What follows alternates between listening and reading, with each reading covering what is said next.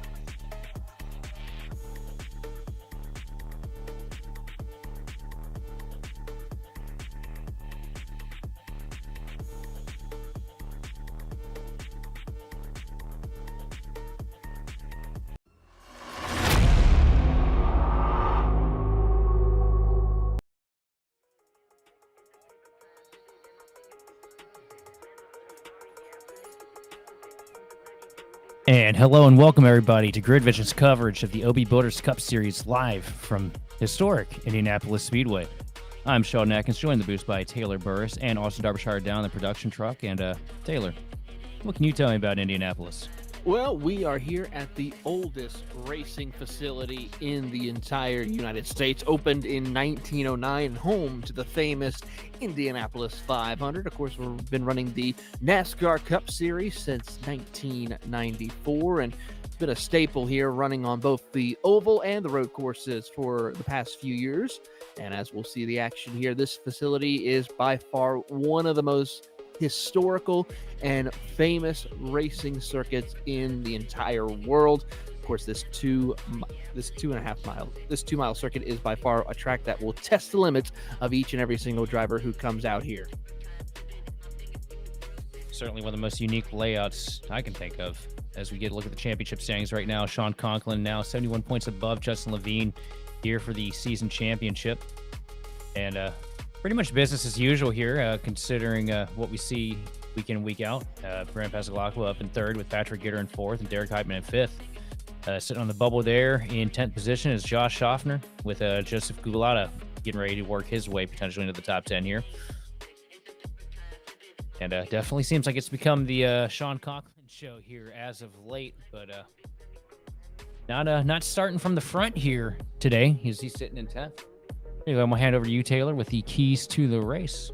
Well, I talked to some of the drivers before the race, and the biggest thing that they can say is that air, it's going to be dirty. It's dirty air, and it's going to be a difficult time for some of these drivers to try to make passes, and hopefully none of them get real dirty, because if they do, then that's going to be super dirty driving that we'll have to talk about here. So drivers are just going to have to find a way to get into clean air as best they can, maybe by coming down pit road a little bit sooner than some to try to just get a bit of track advantage and see what they can do in tonight's action for 105 laps.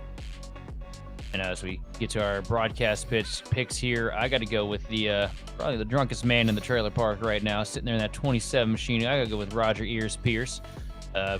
Probably about 3 or 4 in already based on what we've seen week in and week out here. How about you, Taylor? Well, I'm going to go with someone who's a fan favorite here for the OB Builders Cup Series. He's the Rocket Man himself, Mr. Austin Edstrom. Can't believe they let him go to space. And Darby's going to go with the 76 machine of Derek Heitman, another strong pick here, as we've seen what those Victory One cars are capable of this season.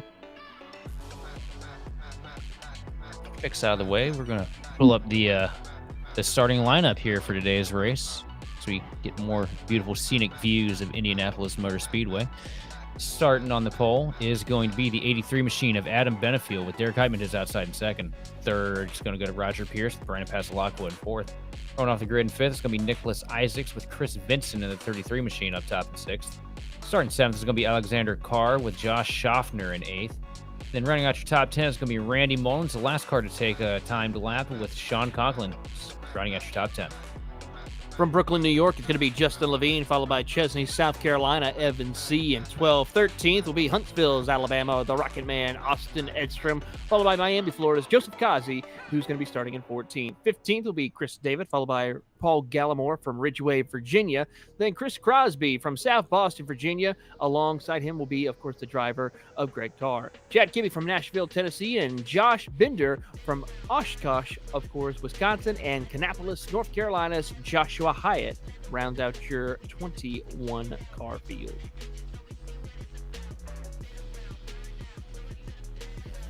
So we were talking about the dirty air. And your keys to the race. It's going to be really interesting to see just how quick, how much of a hampering this going to be for Sean Conklin starting in 10th, the 10 machine. You know, you've seen him up here at the front of the pack. First time we've seen him start anywhere aside from the front 2 rows this season. Also, I'm pretty interested to see what that A3 machine of Adam Benefield is capable of, because if there's one thing that I remember best from when I was running against him all the time at B Open and A Open back in the days, he's one of those drivers that's really well geared for these 2.5 mile flat tracks. You always see him up at the front when we go to Auto Club or Michigan or Pocono. So Be interesting to see what he's able to do here with the clean air to start this thing off. I mean, you're talking about a former eNASCAR Coca-Cola iRacing Series competitor back in the early days of the esports competition world. And, of course, Benefield's going to be one of the favorites who might have a shot if he can stay out of trouble. Remember, Dover, he was one of the ones that everyone was thinking he had what it takes, but unfortunately got caught up in an early incident.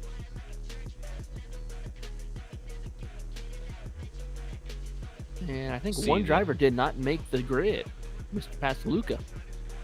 That might be a smart call, though. You know, we've seen a lot of wrecks here this week in A Open and in NIS, so might not be too bad of an idea to start yourself from the pits. Not a bad deal, so we'll see what happens to him. See this field of 21 drivers lined up behind the Ford Mustang pace car, working themselves through the short chute in between 3 and 4. Thankfully, they don't make us start on pit road here, because that'd be a rough one. Mm-hmm.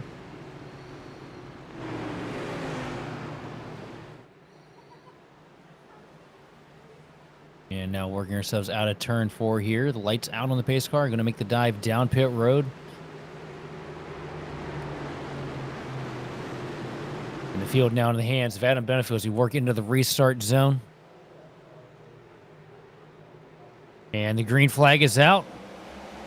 And we're underway here from Indianapolis, and already a little bit of cut up here at the front as you see the 76 machine dive down to the inside. Or sorry, the 27, Roger Pierce, going to send him 3 wide into turn 1. Benefield not even going to be able to hold the lead through the first corner as Roger Pierce, great timing on the initial start, going to dive himself up to the first place position. And Derek Heitman going to shuffle out in second. What an aggressive move right there by Roger Pierce here as they are watching on here as they will go single file from about the top 5 on back. Nicholas Isaac trying to take a peek to the inside of Chris Vinson for a shot at the top 4, but so far everyone's going to just try to jockey up, settle down for positioning, and see what they can do. But very aggressive pass for the race lead by Roger Pierce. Absolutely. He was making the move before we were really even fully into the gas here, up into the gears. Lap 1 going to fall into the hands of the 27 machine of Roger Pierce. Already most of the field kind of opting for a single file here because it's just so difficult. You get side by side with somebody. As we see Alexander Carr kind of struggle working himself through turn 1, swings wide a little bit, opens the door up for the 333 machine of Evan Sayes. He closes himself up to the back bumper here now down the back straightaway. And with a huge run, pretty sure he's going to try and make the move down the back stretch. Yes, he does. Dives down to the inside of the 18 machine here. And it's pretty much going to be all his coming into turn 3. Yeah, see the 18. Yeah, Carr gives way right there, lets him by, and MNC moves up to P7. Now Josh Schaffner trying to make quick work of the 18 machine as well, but the door gets shut in his face here as Alexander Carr goes on the defense here to hold on to 8th spot coming out of turn 4. Riding on board with Josh Schaffner as he has to deal with a little bit of trouble from Randy Mullins, who's got a good run as Sean Conklin moves up to P4, getting around Chris Benson for the spot as they work their way out. Trouble for Edstrom. Rocket Man loops it around. It doesn't look like he's going to hit anything too bad. We've got 2 cars around behind a pair of Petties, the 25 machine and the 2. That would be Hyatt and I believe Greg Carr. We could get a replay of those 2 nearly just swapping around. That was something. But Edstrom here comes down into turn 1, and Carr gets a little bit loose right there as he enters.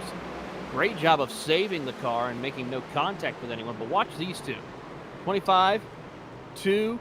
I thought those 2 were going to make contact. They didn't, but unfortunately for the 25 machine, hard into the inside wall. That's going to be some significant damage to the nose. Somebody dropped oil down into turn 1 based on the way these guys snapped. No, this one just gets in a little too deep. Maybe mistimes the downshift into 4th, and assuming maybe a wheel hop situation sends the 87 machine around. And Hyatt and Carr just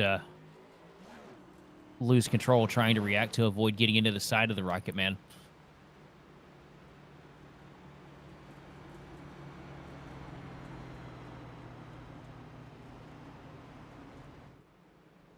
We have 4 laps on the board now. Roger Pierce currently in control of the field. Derek Heitman in second. Benefield fell back to third, but was able to maintain. Sean Conklin has driven himself all the way up to fourth here. 6 spots gained in the first 4 laps for the 10 machine. Which is crazy to think about when you acknowledge how difficult it is to make moves here. It really is, Sheldon, and it's incredible to see that he was able to go aggressively on that pass there and make it stick. I was for sure thinking somebody would have made contact coming out of the final corner, right, or that corner, and just caused chaos, but thankfully they were able to make it through. You got the 3 up here at the front. When you got Pierce, Heitman, Benefield, these guys up here at the front, these are guys that have ran a lot of laps around each other. They pretty much they know what each other's moves are going to be before they even think about making them. So, there's a lot of competition, a lot of talent here, but there's also a lot of understanding among these drivers. Because, I can't think of anybody that's got more laps against each other than the guys here in the OB Motors Cup Series, because, this is your top split on any given night. And considering they all just ran 400 miles of this yesterday, not counting the countless pickup A-Open races they've done all week. By far, most of these drivers have probably done it close to 3 to 4 A-Open races, if not more. Absolutely. And when you get, with a group of guys like what we have here, you get that long-term familiarity. This isn't the first season that these guys have raced each other. This isn't the first year that these guys have been against each other.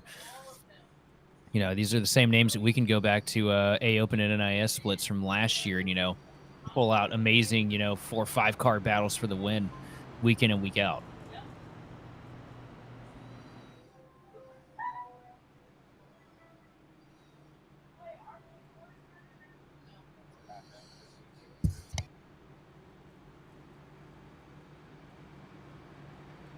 As we sit here under caution, Taylor, we did get a little peek at something pretty cool here today, didn't we? We certainly did. We got the official release date for the new NASCAR 25 game coming out on October the 14th. So excited to see how that game will be released. And, of course, there will be some other information regarding the driver rosters and other cool things that were announced for this game coming out. So we also got the first, view of a car on track, too, which is pretty neat.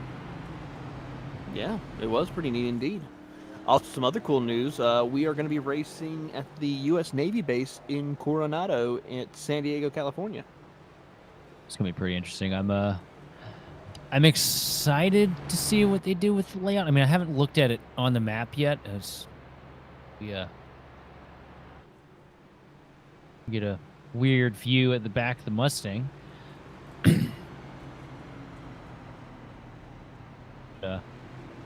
It makes me wonder, what can we get away with that track? We actually have like a little bit of runoff area. Or is it going to be, a whole bunch of blind corners like what we had to deal with at Chicago? Absolutely. I think it's going to be a mix of some blind corners, some 90 degrees, and hopefully nobody ends up in the San Diego Bay. That would be funny, though. That'd be absolutely horrible. Like, don't get me wrong, because it's a process to get out of these things. But that would be one of the things of all time to see. It would. It's been how long since we had a car end up in a body of water at a racetrack? I think it happened at Daytona in, a bush race back in the 90s? It's been a hot minute, I 80s. will say.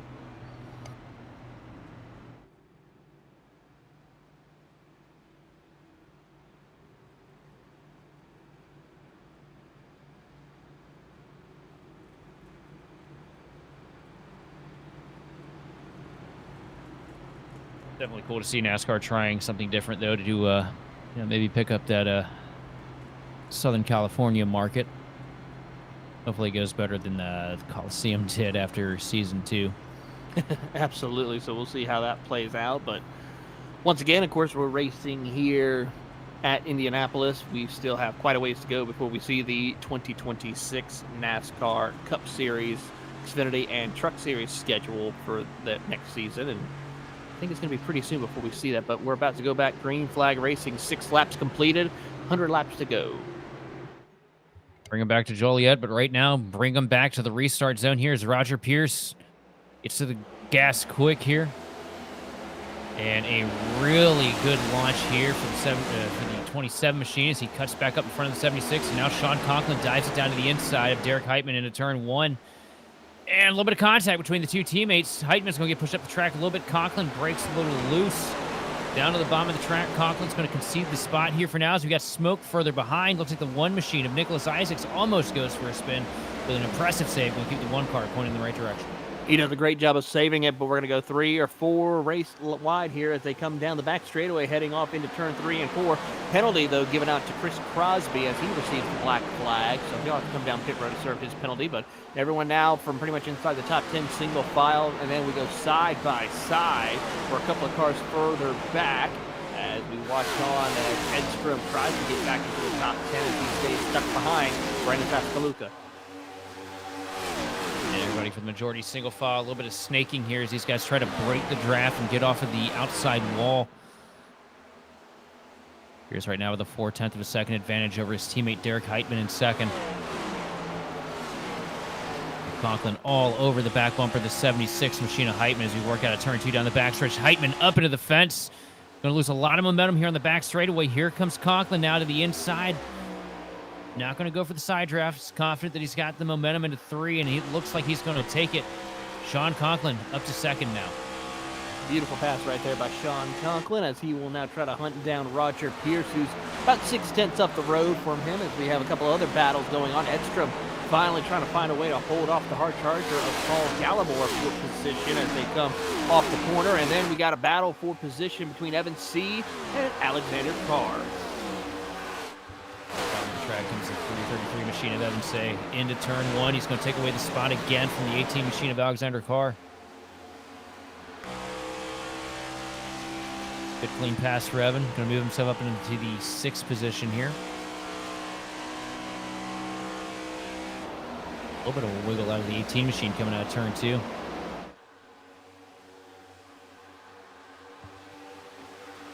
Field now works their way down the back straightaway now, getting a little bit of a toe from the draft here, just trying to see what they can do as 45 Chad Kibbe all the way by his lonesome, has no help. He's just going to try to see what he can do to recover and get a good shot, hope for a caution to catch back up to the lead pack as, Conklin scrapes the wall off turn 1. Everybody catching the fence a little bit here coming down the front straightaway. A little bit of damage to the side of the 10 machine. Not going to be enough to really hold him back, though. Just scraping the vinyl wrap off of the machine a little bit. So he's doing everything he can to try and put the power down to get to the 27 machine of Roger Pierce. But right now, he's kind of stuck in that dirty air that we talked about so much. Once you get within that 5/10 of a second window to the car in front of you, it really starts to take the front steer out of the car through entry and makes it, most weeks you can kind of counter it by just, dragging the brake a little bit longer and trying to set up for a good run off the corner. But here with these 90-degree corners directly into the short chute, it's a lot more difficult than you'd see at, say, a Dover.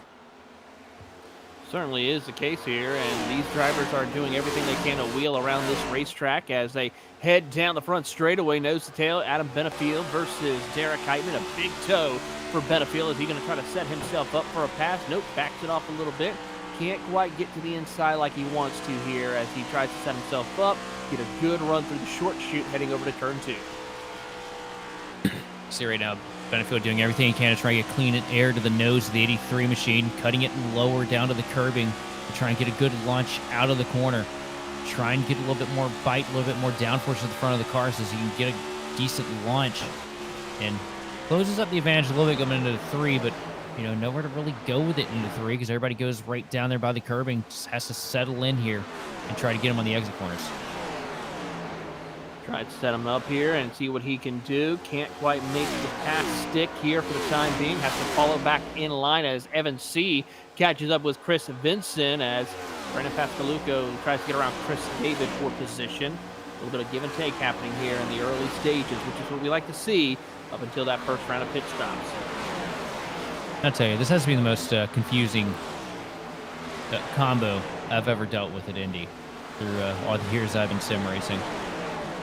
You know, we're so used to this track having such wide, long braking zones, and really having to set the car up and muscle it through the corners. And this next gen car, it feels like you're just barely on it, barely on the brakes to set the car into the corner. Like it feels like you just have to absolutely send it off into the abyss compared to what we've had in the past. And it's been difficult for me, and I can see some drivers, definitely wishing that we had a handful of years ago here. Is they kind of have that hop going into the corner.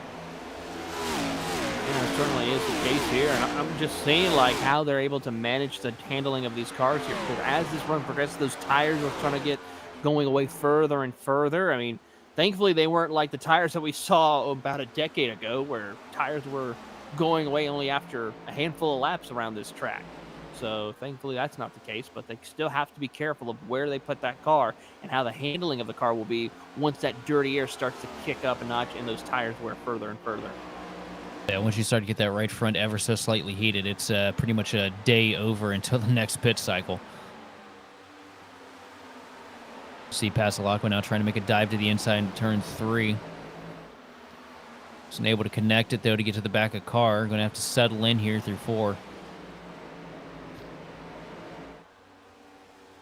Remember, Pasalacqua, he opted to start from the pits, so definitely a good drive for him to get it back up into the 8th spot already. Just 14 laps on the board. Yeah, Paradigm Chevrolet looking pretty quick here. Certainly is, and putting on a great drive indeed as he is trying to work his way through. That early caution also helped him out quite a bit as, had some issues. Yeah, Pasalacqua got in front of the 18 machine of car, and you just see the dirty air play out. He's used to having clean air to the nose. He's had a big gap here to Chris Vincent and Evan Sage. You see those two go for it in a turn 3, but as soon as Pasalacqua got in front of him, just lost the nose through the center and the chute. And there's Pasalacqua right there, holding on in 7th as Chris Davids tries to find his way around Alexander Carr.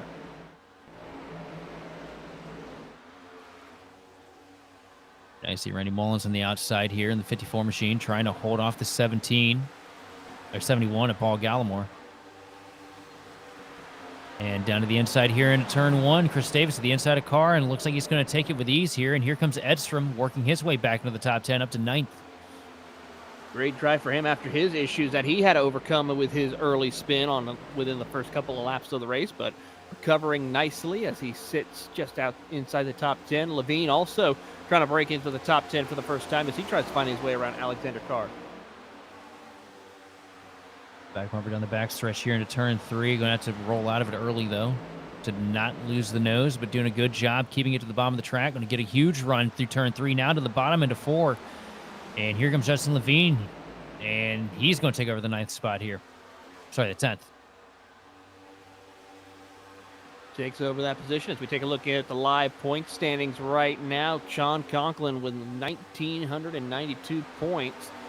And then it's still almost a little over 100 points back between the driver of Justin Levine. Brandon Pasalacqua moving up to P3 as well. Patrick Gitter not here tonight, not gaining any points whatsoever. And he's one of those tracks that a lot of people kind of snooze their way through just because of how difficult it is to properly race here in the current package that we have. It's the lower fuel count this week than what we're used to, but things will definitely bump up here as we go to, well, I'm not sure. Where do we go next week? I'll get back to you on that one here, but as we watch on, 16 laps are going to be completed. As the deal works their way down, we're going to head to Iowa next week. We may pick up some more on that. Yep, we got. It'd be nice to get back to a short track. Yep, Iowa, Watkins Glen, and Richmond, the next 3 before we head off to the World Center of Racing at Daytona. What I'm looking forward to the return to Richmond since we got the new scan, the new artwork. Ran a couple test laps. No, we got one car almost around out of turn 2, further in the back. That's the 2 of Joshua Hyatt. The good news is he was out of the racing groove, so we will keep it clean and green for the time being as we'll take a look at the replay to see what happened. I have a feeling it might have been just getting loose off corner exit. I think he went wide to let the 1 machine go by through 1 and 2. and he got to the throttle a little bit too quick coming out of 2, and it just snapped right around on him. Certainly did. Tough break for him. Forward Hyatt here, and yeah, you see Nicholas Isaacs behind him coming out turn 1. Never mind, we're a little... Took the DeLorean a little bit far there. Just through 1, definitely... this looks like a push oversteer kind of deal. He's really tight getting into 1. I feel like he's going to be tight in 3. Yeah. You see him kind of struggling with the handle, and you got all the wheel in it. Once you go to get to the throttle, if you still got that wheel in it, it's going to come right around on you like that. Long, lazy slide, but able to keep it off the wall, so he gets to live to fight another day here.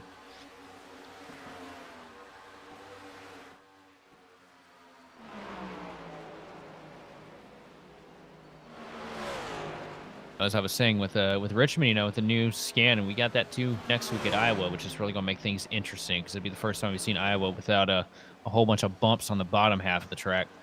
But that place losing the bumps with the grip strips, and Richmond actually getting the bumps that we see them deal with in real life. And I've ran a bunch of test laps at Richmond. I can tell you, man, the place feels like it's got a lot more character than it used to. And well, Richmond's never been short of character. It really has, and it's always going to be providing plenty of excitement here. And I got to say, it's going to be one where we could see some tempers flaring going into that event. Good. Switch that around to a guaranteed.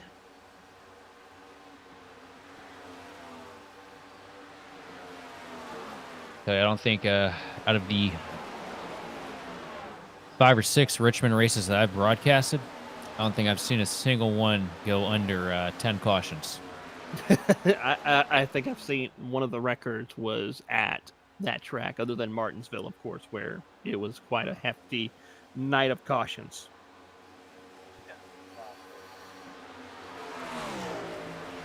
Richmond and Martinsville is 2 nights where you can really test your sanity levels. Somehow Bristol has gotten a lot better in recent years, though. It really has. And that place used to be horrible. You couldn't get through there. If you didn't start on the pole, you didn't finish with the DQs. And now it's gotten so good. Like I ran a bunch of Gen 4 there a couple weeks back. I think we saw like 4 or 5 cautions for a 125 lap race. It was amazing. That's impressive. I mean, even the ARCA races there go pretty clean now. And I don't know what happened. I guess everybody's figured out how to drive it or something, but it's great now. I'll definitely be making a run for the 500 later this year. Oh, we got a grid vision car out there, and that's Joseph Kazi out there on the circuit. A little throwback to the Robert Yates Snicker machine that Dale Jarrett drove back in the early to mid 2000s. I hate to throw a correction at you here, Taylor, because you know I hate having to do that to anybody. But you forgot an important Virginia boy there, brother. Oh, I know. I remember the Virginia boy of Elliott Sadler as well. No, that was Ricky Rudd's hot rod. The last year that Yates was a 2-car team. Stand corrected. Yeah, sorry, buddy. It's all good. We don't be forgetting Ricky Rudd now. We can't forget Ricky Rudd. Cannot. You know what else we can't forget? Who else can we? No, we can absolutely not forget that Butterbean's going to make another truck start this week. Speaking of Virginia guys from Chesapeake. Running up over at Indianapolis Raceway Park. Boy, is that going to be fun to watch. It's always a fan favorite racing there at IRP, I have to say. It's kind of a shame that the Xfinity cars moved over to the big track here at Indianapolis, but you know, IRP always provides some great, exciting racing, no matter what, whether it's the trucks, the asphalt sprint cars that go racing up there, Silver Crown cars, you name it, always puts on a great show. One of the most unique tracks because, honestly, when it comes to racing at IRP, you never really run the bottom. You're always up against that outside wall or that middle groove at all times.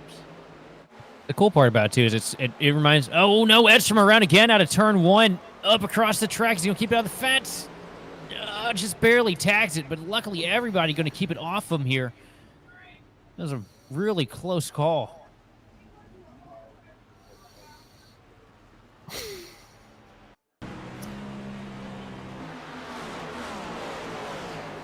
here. Just high arc in there, gets loose again. Same place we saw the 87 machine snap around earlier. And another one, another petty car down on that one. Tough break right there for Edstrom, and sorry, buddy, I picked you, and that might have been the curse that put you in this predicament. And that was the 2 of Joshua Hyatt as he tried to. Nope, that's 18 actually. Oh, almost making contact with Kazi. There's a little bit. Yeah, it was enough to send the 18 machine head on into the fence out of turn 2. Right on board with Alexander Carr here as he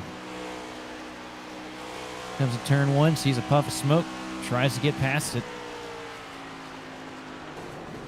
Just barely makes it through, tags the wall, tries to pull the car off the fence, and head on. Fly directly to the forehead. Difficult turn. Difficult turn of events for Alexander Carr there.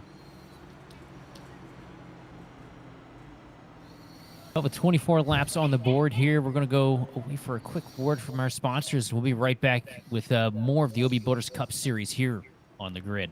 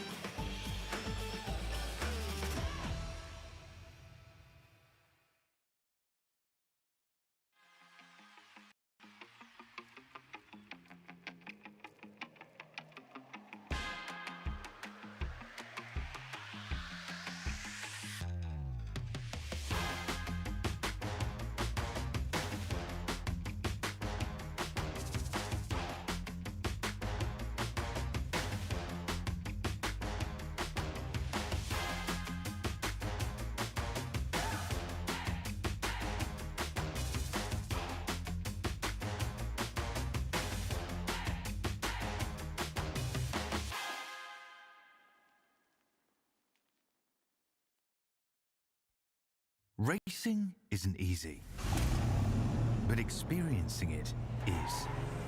iRacing puts you in the driver's seat with the industry's leading sim racing game.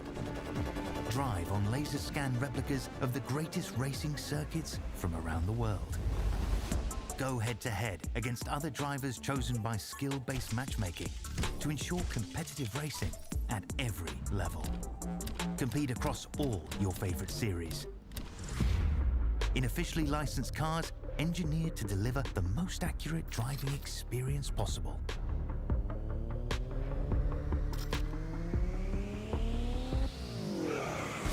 Join a race or host your own with players from across the globe. Race against the computer or in a league with friends. Feel the thrill behind the wheel. Visit iRacing.com.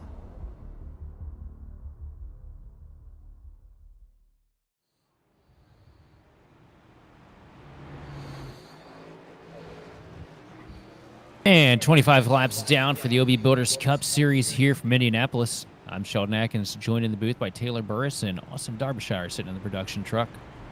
And 26 laps on the board, and one thing that we've learned today is these cars are pretty snappy here through the first handful of corners. As you've seen Edstrom go for 2 slides, a couple other guys going for spins as well.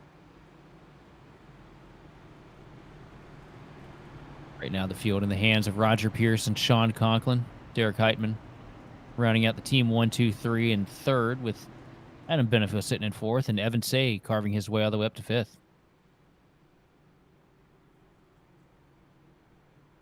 Yeah, it's been a little bit of a chaotic start for Edstrom here, but I know for a lot of these drivers with 26 laps complete, looking over, everyone has come down pit road, so it's safe to say it'll be fresh tires for everyone. Let's see how aggressive it'll get for some of these drivers.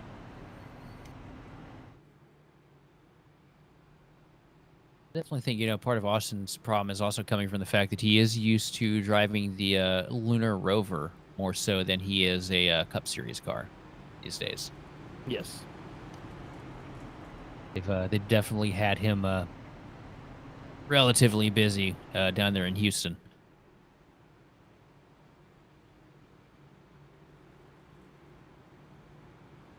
These guys work their way through the short chute here for the final time under caution, hopefully leading up to a nice long green flag run. Here's down to the bottom of the track. Going to be interesting here to see how that outside line works through 1 and 2. They get it timed right, they can slot right back in there behind. If not, you could lose a spot or two, but into the OB Builders restart zone here. And Roger Pierce to the gas quick here, and not as great of a launch as he was hoping for. As you see the 10 machine of Conklin coming down, trying to pull a side draft already down the front straightaway. Down into turn 1. It's going to be Roger Pierce by a nose. No Conklin fighting back hard on the outside, giving him a little bit of a crowd down to the bottom. Going to stall the momentum on the 27 machine. And Sean Conklin trying to drive around the outside here through turn 2. But it's not going to be enough. They're going to be dead even down the back straightaway. And here comes a heavy side draft into 3 wide maneuvers. Derek Heitman sends it all the way down to the bottom here with help from Adam Benefield into turn 3. Could we see 4 wide? Not quite yet. They're going to send it down in, and here goes Derek Heitman to the race lead. He'll take over the top spot. Roger Pierce gets a little bit loose off corner egg to have to gather it back up, leaving Sean Conklin stuck in 3rd with Adam Benefield watching on to the catbird seat in 4th. They'll go single file as I hear one car sliding. Clean and green so far. Yes, we do. As I think Joshua Hyatt had an issue off corner exit a brief moment ago. Right in the Bridgestone Camry up here at the front of the pack now. Got shuffled early, got roughed up a little bit too, and now he's up here at the point of this thing with another daring dive down to the bottom. And here comes Conklin now trying to work to the inside of the 27 machine of Roger Pierce. Up to the quarter panel here down the back straightaway, trying to pull a little bit of a side draft into 3. And it's not really much of anything that Pierce can do. Going to have to cycle back in behind the 10 machine here through 3 and 4. Nose to tail now as everyone tries to gather back up. Let's take a look at the replay of Joshua Hyatt. He is someone who has not been having a good day so far, and had a little help from the 23 of John Bender, loops it around and saves it, stays off the racing circuit to keep it green flag racing, but he will continue on, but he is 11 seconds behind. I think there was any contact there, honestly. He got close, but I think some the team minute. machine. I think that I just think that 2's been fighting with an ill-handling car since we dropped the green flag. It's the second time he's had the thing backed up there. Not counting when he, was trying to avoid Edstrom earlier. So these guys have definitely painted these things as close to the ragged edge as they can get. And, when you're carrying corner center speeds around 160 miles an hour, that ragged edge can come back and bite you pretty quick. Derek Heitman just trying to snake away from the competition, trying to break the draft as much as he can. Sean Conklin staying tucked up as best that he can to stay in the draft of the 76 of Derek Heitman. So far, it's about 4/10, half a second between your top 2. Pierce is trying to help out as much as he can as well, trying to give a little bit of a push to Conklin as they come off of turn 2 down the back straightaway. Benefield tries to find the opening. He'll get a nice run down the back straightaway to give a push as we watch Heitman snake his way on down before going up to the top side of the racetrack to head off for turn 3. You're just seeing how effective Dirty Air is. Conklin, has driven his way all the way up through the field. Every time he gets to about 4.5 tenths from the back bumper of the 76 machine of Heitman, the run stalls out. It's so difficult to find the pace and center when that car in front of you is putting down so much dirty air here. And all Heitman has to do is just make sure that he doesn't really make any big mistakes into the corner and is able to keep the draft shook off of the back of the 76 machine the best he can on the straightaway. And it's more or less easy sailing. He you is see- sailing as Levine makes a pass for position on Adam Benefield. On the outside line, going to try and fight back against the 19 Mack Tools Camry. And does a good job of it, but losing enough ground right now that he's probably going to lose the spot coming into 3 as Levine sends it in on the bottom. Benefield going to cycle in behind him. So we replay here. Benefield gets it in 4, and you see the back end kick out, gets real loose behind the 27 machine of Pierce, loses a lot of momentum down the front straightaway. And a handful of spots too, and that's just, you know, with as long as the straights are here at Indy, you make a mistake on one of those exit corners, and you are pretty much dead in the water until you get back to a turn. Watching on with Benefield, your pole sitter, as he is trying to regain control of his car and get back on the run for his chance of a top 5 finish here, but he is under more pressure from the 74 of Chris David behind. That Team Conti Chevrolet seems to be struggling here in this middle stage with those fresh tires. Say though, it's not all at a loss though for Benefield. Good news is he gets to bring home the hardware this week with the pole award. So he does have that in his favor. As Heitman's looking to attempt to kiss the virtual bricks here now as he walks away to a 7/10 of a second lead over Sean Conklin in second.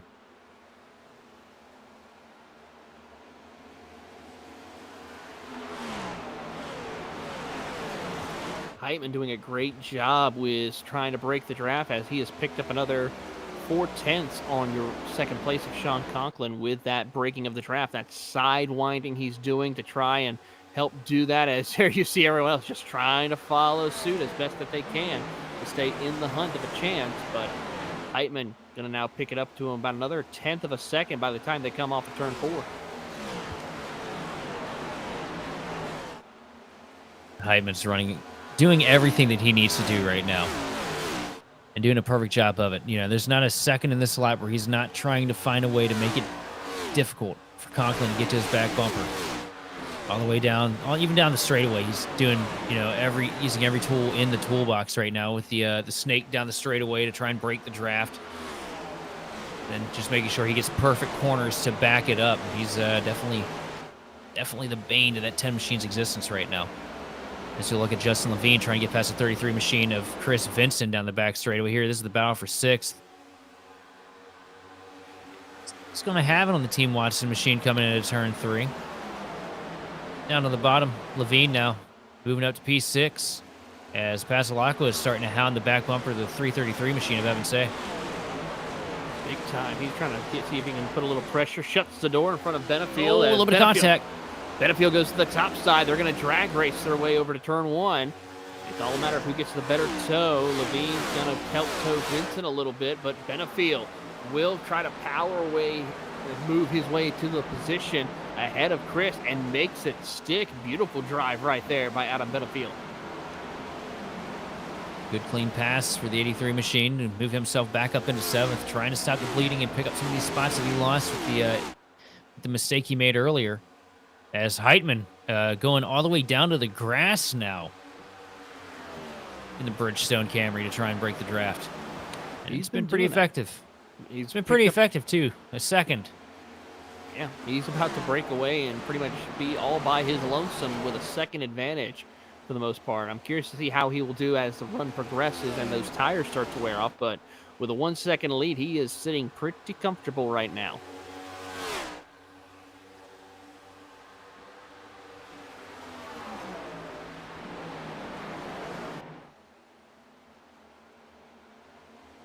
Let's cross the line, take lap 36 of 105. Derek Heitman, Sean Conklin, Roger Pierce, Evan Say, and Brandon Pasalacqua are your top 5.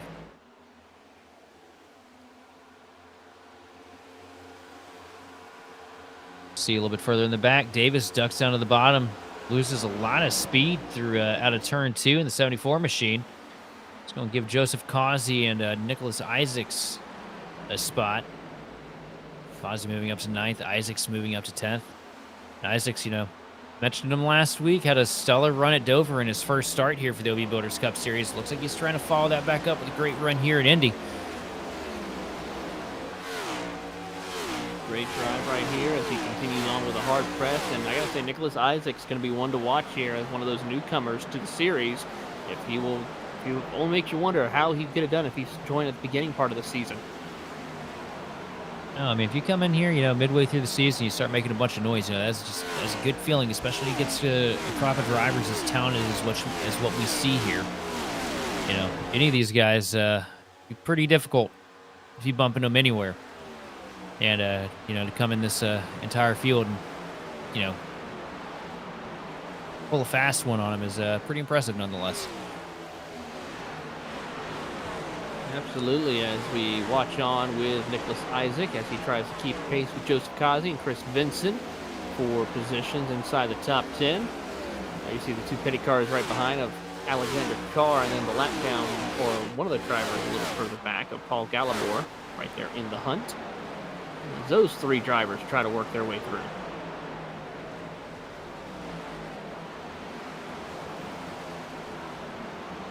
One car up into the fence there. It looks like the 18 machine of Alexander Carr tags it through the short chute. Turn 1. Just following behind Greg in the dirty air. It's a little tight, washes up.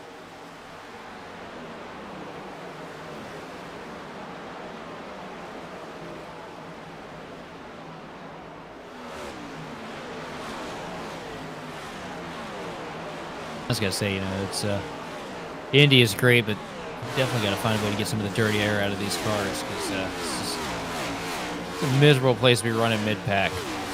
Really, I don't know if you've run any laps in the next-gen car here, man, but it is... the last time I ran Indianapolis in a next-gen car is when the next-gen car first came out. It just feels like we've devolved, doesn't it? It's something that we got to figure out with these next-gen cars, not just here in the sim, but also in the real world, to provide a little bit better give and take, you know, where cars kind of, those who take care of their stuff, they can work their way up to the field, and those who are deciding to be a little bit more of a hard charger, it kind of fades them away a little bit back. So I think that's what we need to work on, and not this issue where drivers are, you know, 30 or 40 laps good on their tires and they're still faster than someone with a fresh set of tires. I just remember, you know, back in the day when we had no downforce and a whole bunch of horsepower, you know, you basically were holding on to the seat of your pants every time you went in a corner here, not knowing what the car was going to do. Regardless of how much practice, time, and effort you put into it. I remember winning a bunch of races here back in 18 in the old Cup car, and I couldn't tell you what was going to happen, which corner, because it was that on the edge.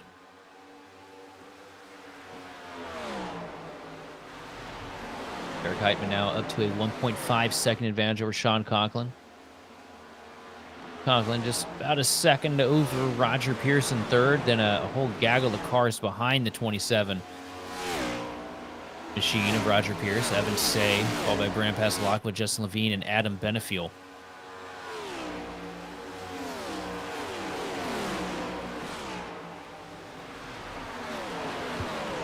Benefield trying to keep pace with Justin Levine here as he tries to stay tucked up behind in the toe of the trap as they work their way out of turn 1. It's pretty much just single file follow the leader right now for the most part, everyone in this field, as still got quite a bit of racing left to go here tonight with 41 out of the 105 laps completed. We've been running out there for 16 laps here on the tires, so drivers got to be starting to feel a little bit of a transition in how the cars are handling here in this stage of the race.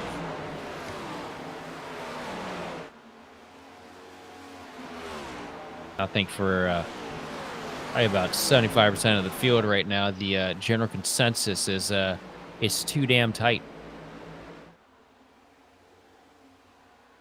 So we see Nicholas Isaacs tagged the wall right behind Joseph Kazi out of turn 4.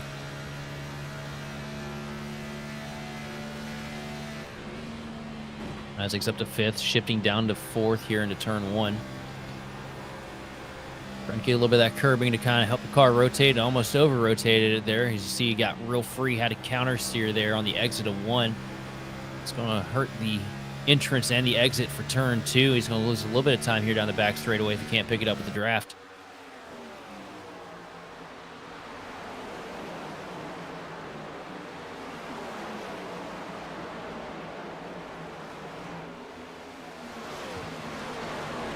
Coming through the middle of turn 3 and 4 right now, just Kazi along with Nicholas Isaac jockeying around for the 9th position. And pretty much Derek Heitman, almost a 2-second advantage over Sean Conklin. Isaac's looking pretty free on corner entry here.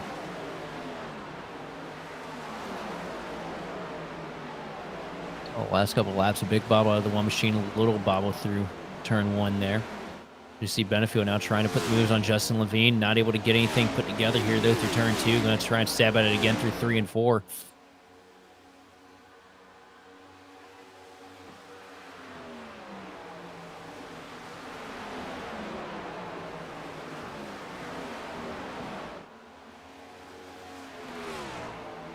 Here goes Oh, here we go. Pascal diving down to the bottom into 4.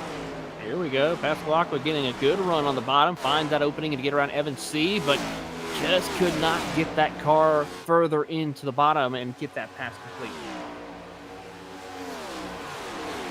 Decent movement, though. And this is that part of the run, you know, where I typically forecast that 6 machine to be going forward. Brandon always really good when it comes to tire management. It looks like it's working in the same direction here at Indy. See him running lower there through 1 and 2, trying to get a little bit of clean air to the left side of the splitter to try and get the car to rotate a little bit. In doing that, though, you hurt the drive off of the corner, so it's a really tricky slope. It really is. It's really easy to have issues around this circuit because of just how difficult, once those tires start to go away further and further away, the handling of these cars, and it's going to be critical to see how the drivers manage that here, because they can go quite a ways. Probably another 20 laps or so is when we might see some drivers considering coming down pit road, especially in this group right here, to get some fresh, clean air and see if they can make up time on these competitors.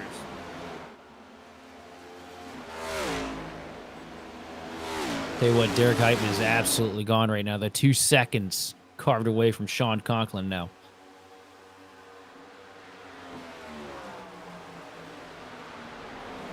You know, while we were going through the picks at the start of the race, I initially had the 76 machine circle as my pick, and then I thought at the last second, you know what, how about Roger Pierce? So Edstrom and I did, or not Edstrom, Darby and I did a little last-second trade on who was picking who, and it looks like Darby's getting the last laugh this week.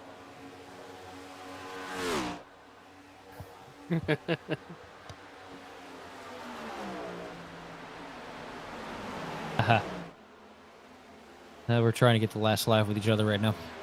Ha. I have it for now, he says. 46 on laps on the board here. And everybody pretty well separated. We're going to give you the sights and sounds here from Indianapolis Speedway as we rev it up here on Grid Vision.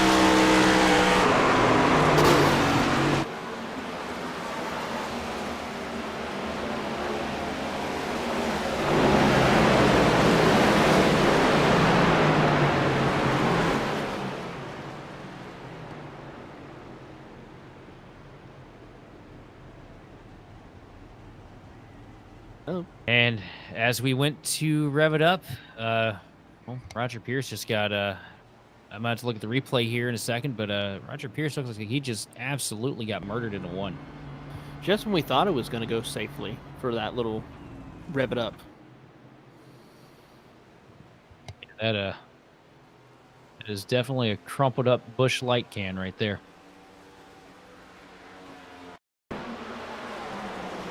What happened Oh. here? Evan C. Oh, Well, that the was that was contact. Yeah, 100% that was contact, but not quite sure what the initial cause of issue was there. It looked like Pierce maybe missed the line into 2 or had a bad exit to 1. We're going to see it again here because it was a lot of time that he lost there to the 333. I think He just missed. He didn't miss. Yeah. He missed the apex pretty much. Yeah, missed the apex, tried to get down, and Evan wasn't lifting, and the two cars just meet in the middle there, and very hard contact. Did Edstrom spin trying to avoid it? He was close. Does it to look like it? Roger here. Look He at was the trying to clutch. save. Yeah, he was trying to save a little bit of gas, and I tell you what, that right there is probably what created the whole mess for Roger. Because, you know, when you get in there, you get on the clutch, it takes the load out of the back tires, and it really forces you to wash up the hill. So Edstrom narrowly misses that deal. I thought he was going around as quick as he hooked. He was about to make contact with another petty car.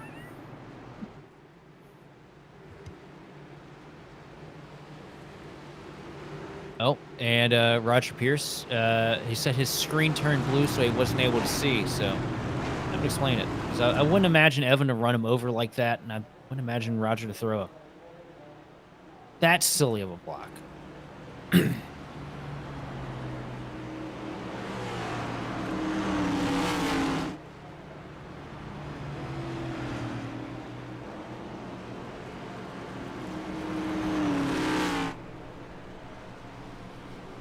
And with that, Everybody- everybody's coming down pit road to top off with 4 tires and fuel here, with 55 laps to go when they come back around. And that right there is a good camera for you guys to get a good idea of how everybody's running their suspension here. As Derek Heitman narrowly wins the race off of pit road over Sean Conklin. Justin Levine moving up into 3rd spot here with Evan Say falling back to 4th. That's Lock went 5th, followed by Adam Benefield, Nicholas Isaacs, Chris Davis up to 8th with Paul Gallimore and Randy Mullins running out your top 10. But 50 laps on the board, working our 3rd caution of the evening here. We're going to take a quick word from our sponsors, and we'll be back to bring you more of the racing action here on the grid.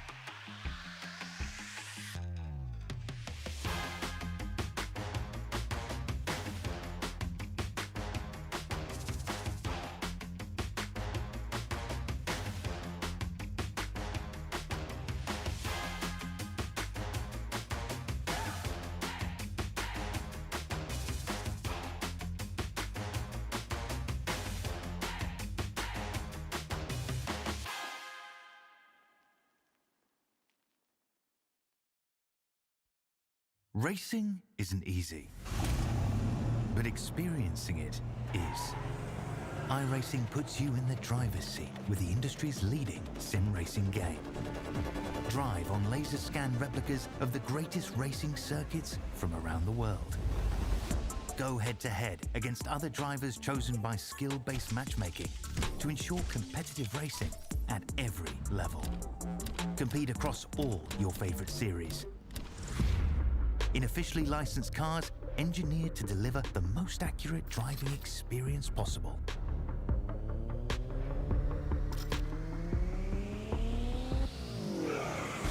Join a race or host your own with players from across the globe. Race against the computer or in a league with friends. Feel the thrill behind the wheel. Visit iRacing.com.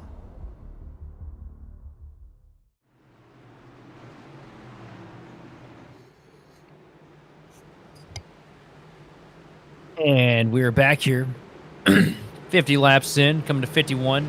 Lights out on the iRacing pace car as we work down the front straightaway here to the OB Builders Cup restart zone. Derek Heitman in control of the field right now over Sean Conklin in second. The green flag is out.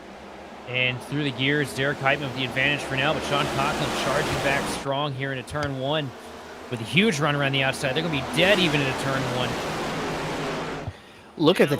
It's tight. A little bit of contact up the hill, up into the fence goes Conklin. Heitman loses a lot of momentum here, though, and that's going to open up the door for Levine to move up to second spot behind Conklin.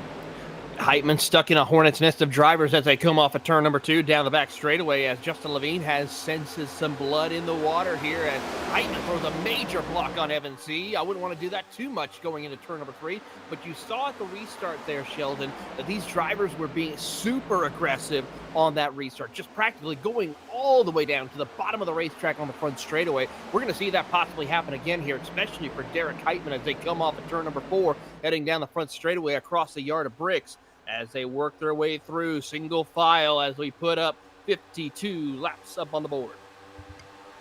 Yeah, well, everybody knows that the restart is basically your main opportunity to make up some passes here. Because once you get a lap into the tires, you know, you just get settled in where you're at. And you just have to wait for the guy in front of you to make micro mistake after micro mistake until you finally get the opportunity to pass him. And now Conklin with a 5/10 of a second advantage over Justin Levine. And, everything else pretty much calm throughout the field here. 3 wide further back with Chris Vincent, Chad Kibbe, and Sean Binder by the look of it right there. As that's a hornet's nest waiting to happen. It almost happened right there. Yeah, it's a 2-machine high. It almost went around. Again. That's not been the night he's been looking for. No, he is looking forward to leaving here from Indianapolis and heading over to Iowa next week because he has been not having a good time with all this.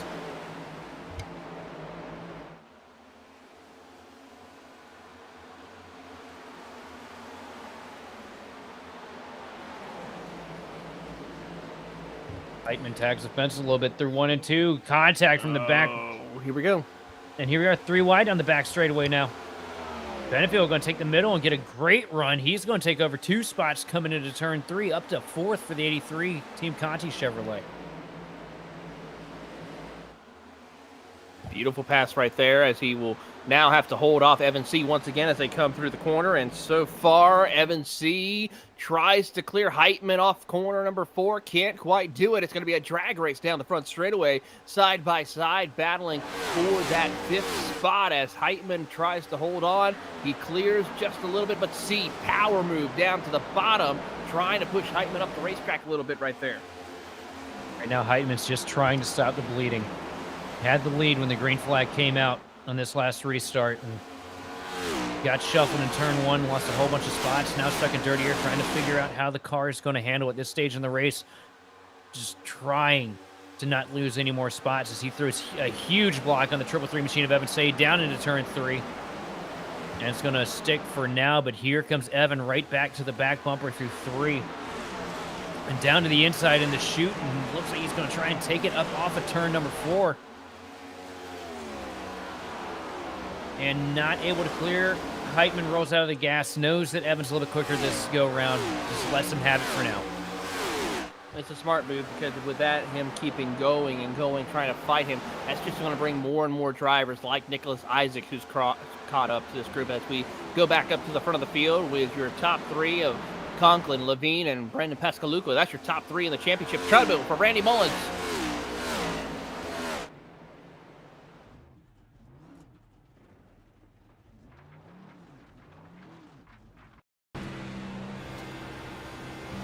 Mullins coming out of turn number 2. See some smoke, loops it around, unfortunately.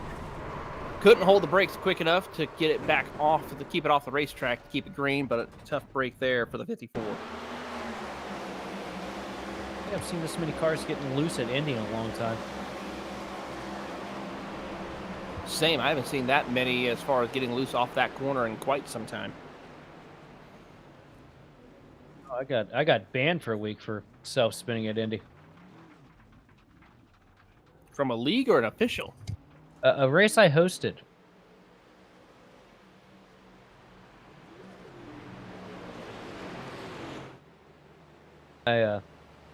Getting banned from a race you hosted, that's a new one. Yep.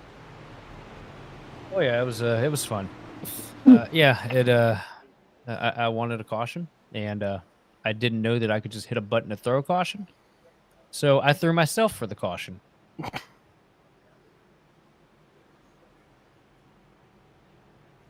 The more you know. Like the entire field was separated by about 2.5 seconds every car.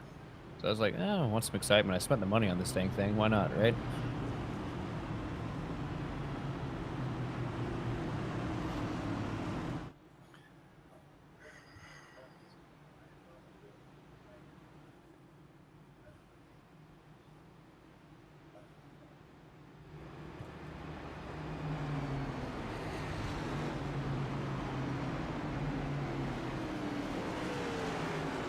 News, our producer has dropped $130 on diecast the other day.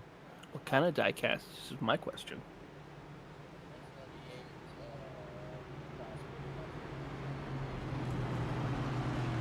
Oh, that's a nice one.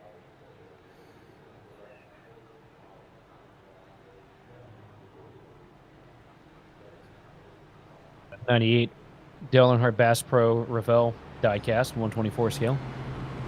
What you got there, Darby, in the collection this week?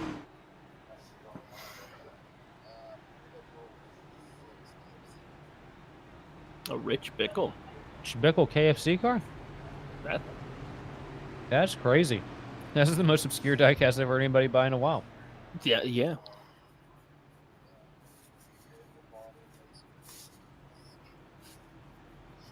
Oh, the Rice Krispie Treats car was clean. Very clean.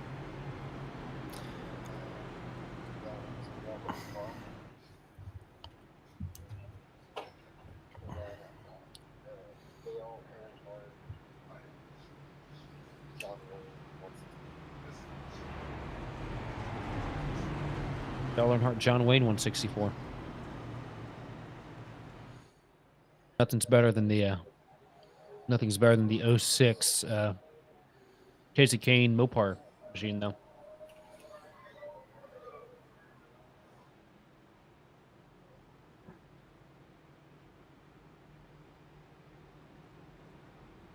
It's a little bit of a mixed strategy here. Some guys opting to come down pit road for 4 tires and some fuel, and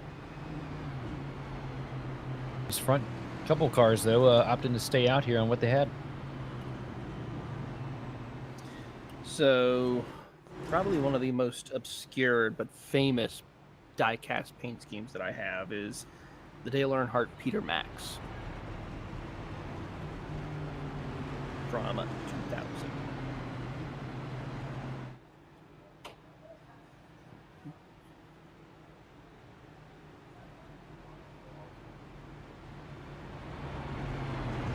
The Randy LaJoy Cottonelle car. Nice. Well, we want to hear from everyone out there in the chat. While we're under caution, give us your best diecast that you have, or any other diecast that you are on that's on your wish list.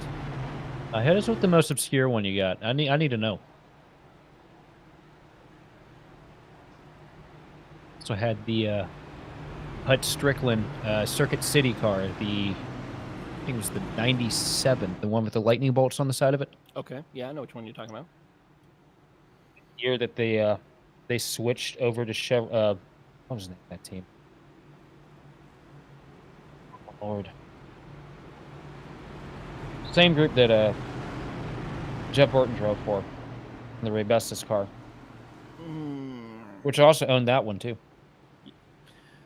So for me, I have Peter Max Earnhardt from 2000, a 93 Chevy Lumina Dale Earnhardt Goodwrench, a Kellogg's Terry Labonte Monte Carlo from 95, a 2006 Casey Kane Mountain Dew Dodge Dealers, and then my personal favorite, Sammy Smith's Sundrop late model.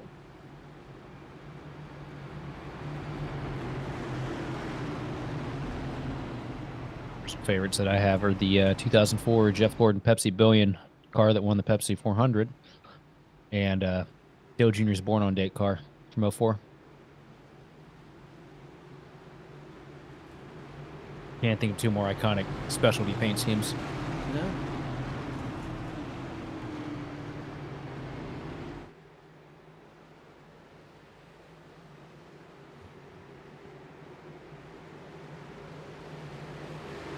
With that, 58 laps are on the board. We're closing in on just a little bit closing in on 40 laps to go left in the race as we're about to take the green flag, ready to go racing once again here as lights are off and away they go, and already going right up against the line square. Each time we do that, I'm thinking someone's going to tag that inside wall.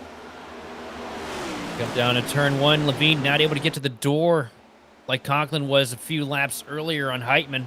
Gonna have the door shut in his face, though, as Conklin comes right up across the front bumper here out of turn one and takes the lead with ease. So the rest of the field jockeys for position behind.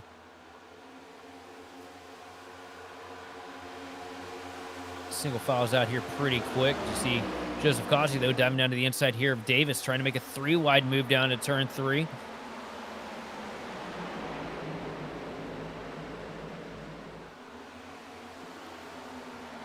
Crosby tags the fence out of turn three. He is doing everything that he can as he works his way around, and Crosby is trying to work his way through, but Conklin starting to pull away from Levine. Levine pulling away from Pascaluca, who's under heavy pressure from Evan C. and Adam Benefield.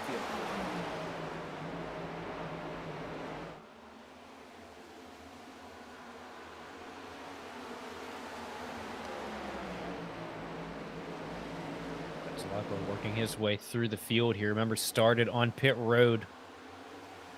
So started this race off about a half a lap down, up to third spot now. It's definitely been a good run for the Paradigm Chevy from Indy. You see Austin Estrom diving down to the bottom of the 25 machine of Greg Carr through 3 and 4. Take over the spot. Here comes Derek Heitman following him through into 4.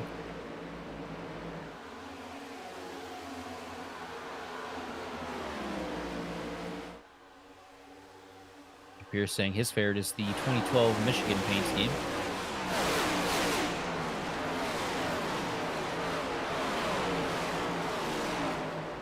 It's a good car. Wasn't that the car that broke the winless streak for him? I didn't watch much here in the COT era. Once I saw wings thrown on the car, I kind of gave up for a few years. Oh, we got one around on the back straightaway. Huge spin. That's Chad Kibbe going around. He's going to keep it out of the racing group. We're going to keep it clean and green. But tough break for that number 45 Trimble Ford Mustang. Out of the racing groove, but unable to keep it out of the fence. Heavy damage, heavy left side contact for that machine. And that's basically going to be all she wrote for him today.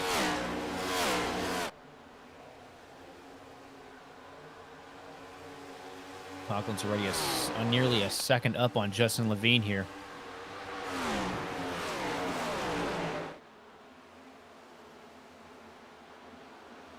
See what happened to Chad Kibbe here out of turn 2. Turn 2, Causey putting a little bit of pressure to him, but we're within striking distance, and car just gets loose on the transition out of turn 2 and hard into the inside wall. As Derek Heitman makes a move now for 6th place, dives down to the inside of Josh Schaffner into turn 3.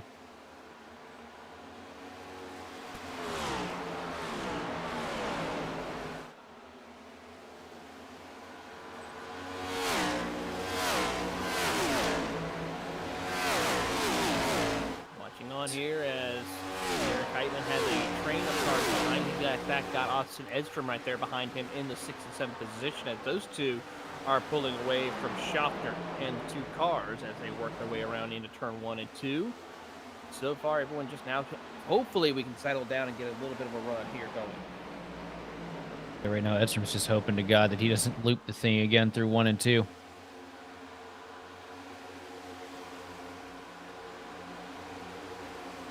See Joseph Causey working the bottom line here, trying to get past the 2 machine of Hyatt down the back straightaway. His way through. Crosby tries to take a look to the bottom of the 2 machine. The 2 machine up into the grass. A little bit of contact now from Crosby. As he moves back up the track in front of him, Crosby going to take the outside line to get past the 2 machine out of turn 4. Like that, Crosby's going to pick up a spot.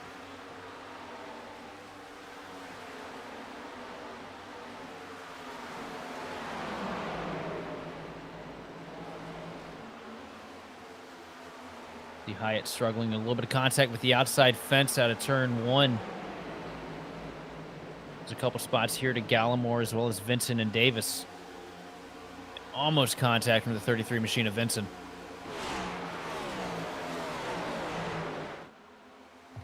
Meanwhile, for Sean Conklin, he has stretched that to an 0.8 of a second lead over Justin Levine here as they work their way through out of turn 3 and 4 across the start-finish line. They will make their way go. 64 laps will be completed for our competitors as Adam Benefield sets his sights on Evan C to try to see if he can set himself up for a pass for position. Following in the slipstream down to turn 1, not able to set anything up this time. Benefield's been running pretty strong here today. Wouldn't surprise me if he had what it takes to get past the 333 machine. He's on a bit of a redemption tour. Well, yeah, he's definitely not happy about it. Started on the pole, got taken 3 wide into the first turn, and fell all the way back to about 5th or 6th at the start of this thing. And he's just been clawing and scrapping, trying to find his way back up to the front here, but it's just so difficult once you get up into that traffic to make anything happen. Seems to be the case here as Field works their way around the circle here out of turn number 4 and nearly has to see Benefield tap the wall a little bit right there. Has to gather it back up and continues on his way.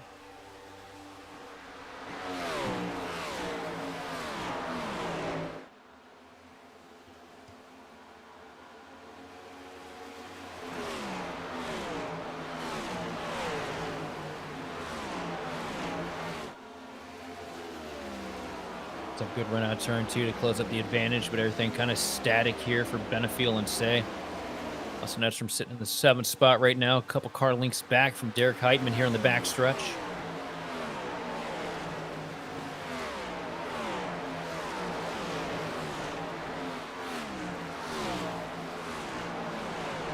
Still have to sign an autograph for that Edstrom kid, by the way. Still? Yeah, I keep forgetting. Oh, that's a tough one. As Evan says, he's going to dive down pit road, try to take an undercut here.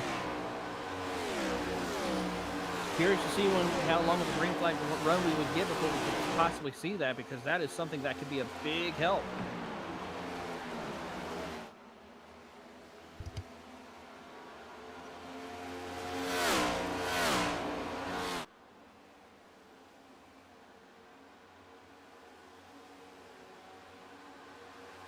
News is he can potentially pit here without losing a lap. Depending on how far up to the front of the field you are. Long laps here at Indianapolis. Yeah, long laps indeed. I'm curious to see how he's going to be able to manage and how far of a gap he will have. Currently, he's back on the track now. 17 seconds or 42 seconds behind. Yeah, he's going to be good. So basically have it most of the way up to speed here. Probably ready, tipped up to 4th gear coming out of turn 2. Just has to make it half a straightaway before he's got the car fully up to momentum here.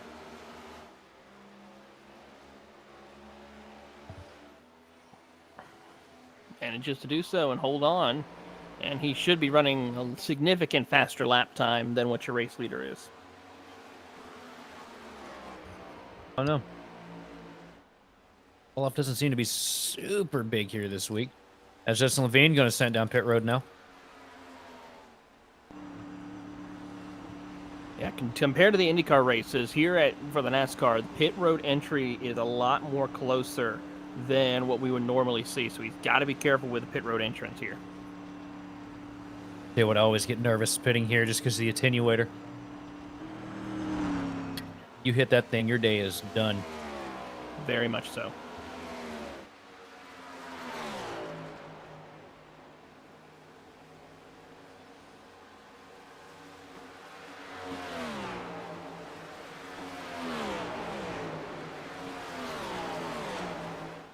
Well, 69 laps of nice, clean racing here. Sean Conklin up in the lead with Passalacqua just a little over 2 seconds behind. Bit of a mixed strategy here on pit road. Some guys pit under that last caution. Some guys pitting now. And looks like the rest of these guys trying to push it a little bit further. Try to see how far they can go, and it's going to be a tall order for some of them as they continue on their way.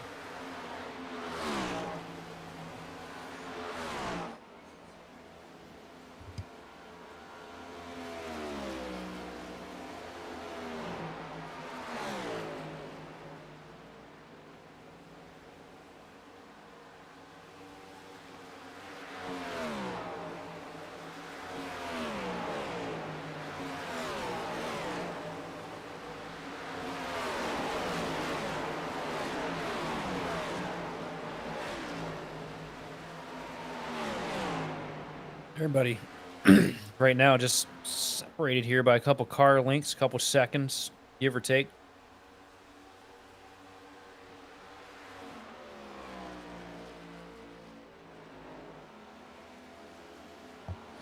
Yep, everyone's just trying to settle in here, see what we can do and stretch it out. We're closing in on about 30 laps to go for our competitors here, so a lot can still happen, but I have a feeling that we could possibly see a couple more drivers make their way down pit road here soon. Justin Levine, the first of the cars that pit there. I think Evan may have done something different on pit road. Maybe Justin did something different himself. See Conklin running, trying to get as much of the racing groove as possible. He saw a little bit of a stripe he painted on the wall there in the center of the chute.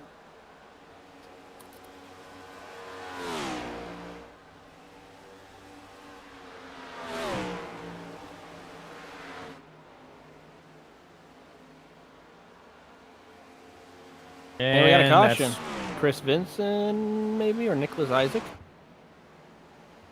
There goes strategy.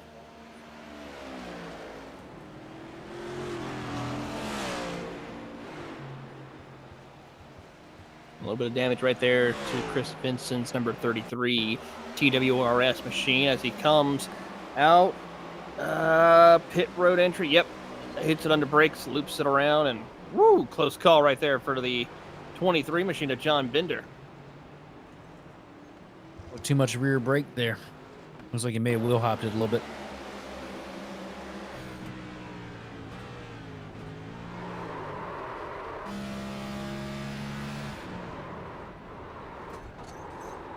And what Bender just said there is exactly what happened to me the other night in A Open.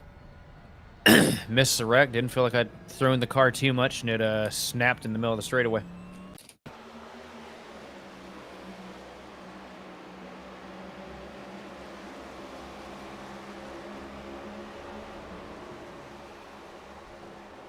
Oh, tough break for Binder right there. Beating around like a ping pong ball as he tries to slow it down.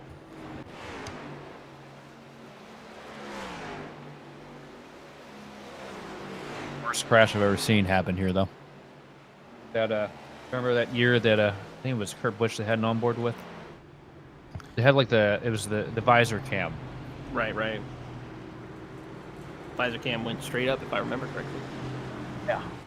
It was just a wall of flames. I think it was Boyer and Kurt Busch got in a wreck on the front straightaway here, and just the whole front straightaway closed.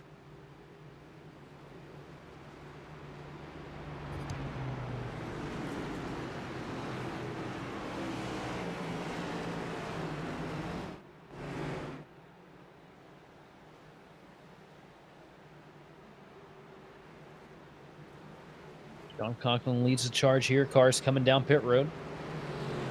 Nicholas Isaac staying out to try and get a wave around, get back on the lead lap.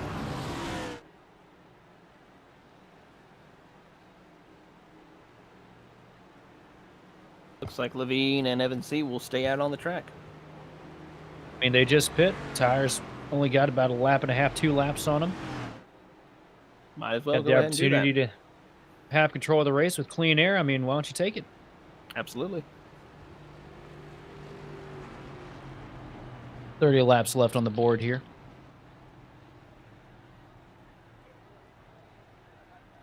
But 74 laps in, field on pit road here. We're going to go have another quick word from our sponsors, and we'll be back to bring you more of the racing action here live on the grid.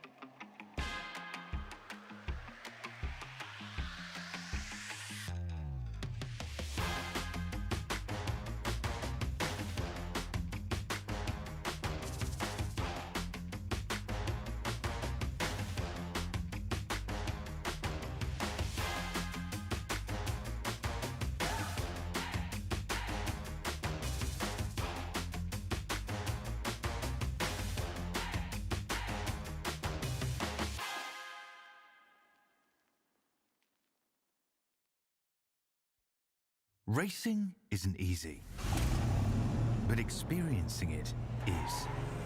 iRacing puts you in the driver's seat with the industry's leading sim racing game. Drive on laser scan replicas of the greatest racing circuits from around the world.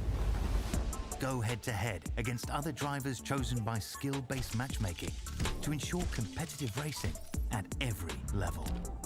Compete across all your favorite series. In officially licensed cars, engineered to deliver the most accurate driving experience possible.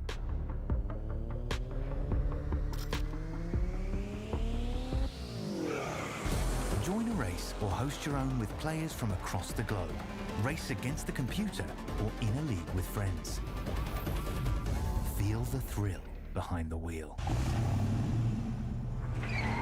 Visit iRacing.com.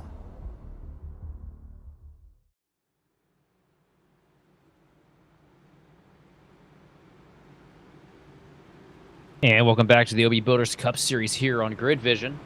I'm Sheldon Atkins, joined in the booth by Taylor Burris and Austin Derbyshire in the production truck. 75 laps under our belts here, and we've seen a line of shakeups here at the front of the pack. Justin Levine now leading Evan Say over Derek Heitman, who's worked his way back up to third. Brandon Pasalacqua, Adam Benefiel, and Sean Conklin also here in this this belt around the top 5. Guys working their way through turn 4 here to get to the restart zone, or what'll hopefully be the final caution or the final green flag of the night. Hopefully. But I think by the looks of it, with 30 laps to go, I think everyone can make it here on this stop, except maybe Levine and C. Well, I think they were in their window. Levine blocking all the way down the front straightaway here, getting a good launch into turn 1. This is the first time in, I think since the start of the race, we've seen somebody actually able to clear themselves before they even get into the first turn. Yeah, he was able to do pressure. No pressure whatsoever. Now, anyway. Derek Heitman climbs up to second, though. Sean Conklin up to third. Evan Say gets shuffled all the way back to 4th place, and Passalak was still hanging on to 5th as we see Austin Edstrom now to the inside of Adam Benefield on the back straightaway. And the Rocket Man trying to send him to space into turn 3, but it looks like Benefield's going to get the drive on the outside lane here. He's going to be able to clear momentarily through the short chute. He's going to do so and pull away. Heitman tolls back for the position here in 2nd place, but him and Sean Conklin will begin to do battle further and further along as they head down the back straightaway or front straightaway, as a couple of drivers are struggling here to try to find the toe. Here's the question: is the toe all that beneficial when you got all that dirty air though in the corner? It has its benefits, but it is more of a blessing or more of a curse than a blessing. And you see Heitman struggling heavy with it out of turn 2, opening the door for Sean Conklin. Conklin going to chase him all the way down to the grass. But Heitman going to hold on steady here into turn 3, trying to hang on to that 2nd spot. Because if you remember, earlier in the race, there was a little bit of contact between Heitman and Conklin. And Heitman didn't seem too thrilled about it. Lost a handful of spots off of it. And couple restarts ago too, you know, Heitman lost the lead because Conklin pinched him all the way down to the apron. Now, you know, it's just racing at the end of the day, but at some point, you know, that it kind of winds your temper up here. Certainly does there, Sheldon, as we watch battle for position here amongst the competitors here. That is going to be one of the cars and the 74 of Chris David. Alexander versus Chris David right there.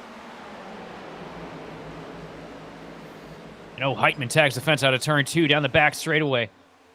And down to the inside. Here comes Conklin trying to pull the side draft into turn 3, and it looks like Conklin's going to take it here. Heitman will give what concede positioning here as we'll take a look at the replay.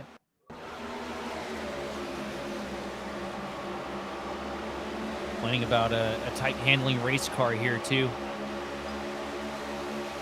The car is great on the long run, but it's a little too tight to start out. We're definitely seeing that right now to the 76 machine. As he falls on the clutches now of Evan Say here on the front stretch.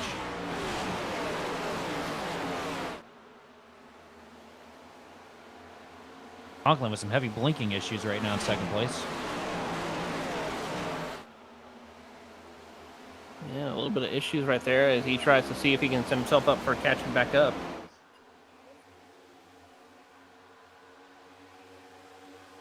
Want to check the blinker fluid. Still getting the last lap here, Austin. Last lap here, Austin. Good try. Good try. Now it looks like Conklin might just be a little bit better than Levine. But no, here comes Evan Say with a daring dive to the inside of Heitman for 3rd.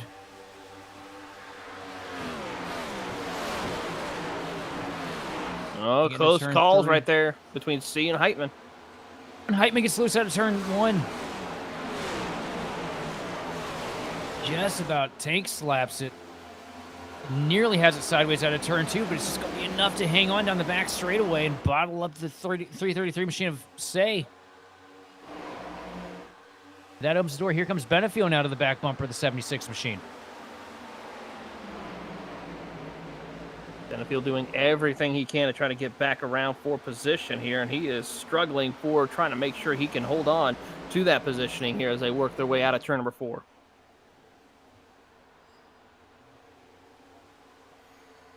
He's trying desperately to hang on to the lead here as Conklin follows him all the way down the front straightaway. Now 0.4 of a second separating your leaders, and it's closing quick here.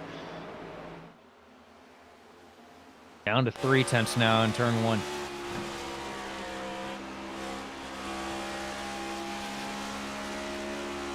The run right now that Conklin's got on Justin Levine, it's about a 1/10 of a difference between those two as they work their way through. Levine trying everything he can to sidewind his way around to hold off the positioning. Dude, these two got pretty frustrated with each other last week at Dover.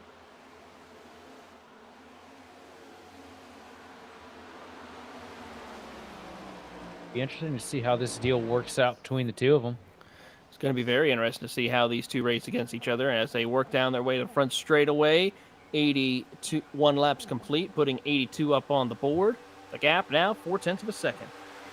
It's like Conklin hit that 0.3 of a second margin, though, and got hit with a massive wall of air. Lost a little bit of time out of turn 4.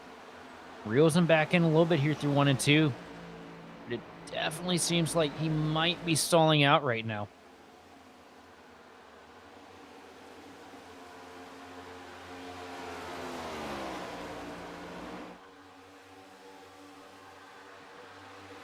Eight snakes it all the way down to the bottom.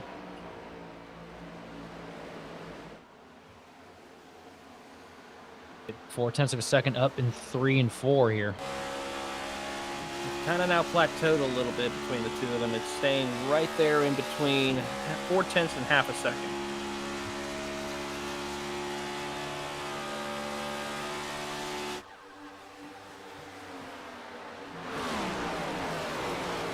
Benefield trying to find a way to get past the 76 machine of Derek Heitman here through 1 and 2.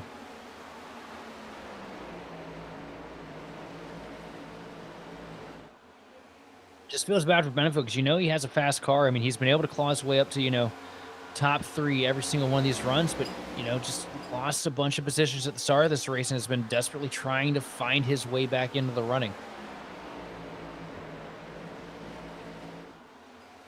Conklin's been there, but unfortunately, it seems like everyone else around him has been making the passes needed in order to make it work for him.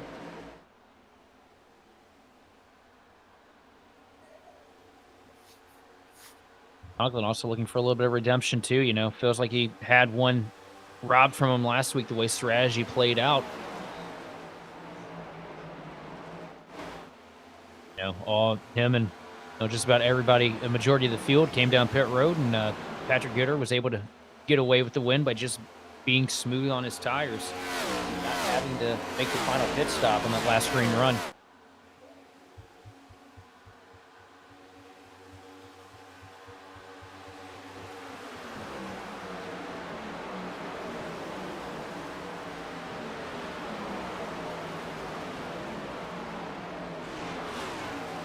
Ooh, slide job right there from the 74.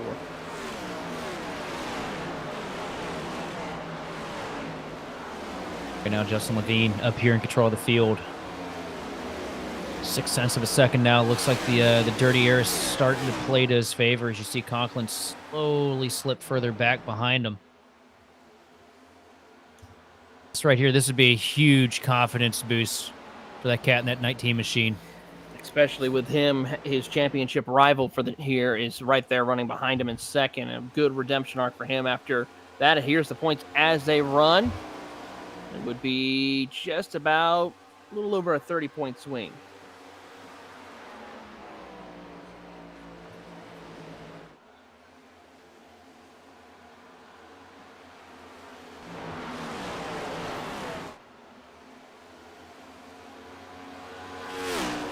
Conklin doing everything he can to try and get clean air to the nose of the 10 machine. 86 laps down now. Justin Levine still your leader over Sean Conklin, Derek Heitman, Adam Benefield still sitting back and forth, and Evan Say in 5th. Austin Edstrom, who spent the first half of this race like a pair of shoes in the spin cycle, hanging on to a top 10 here in 7th.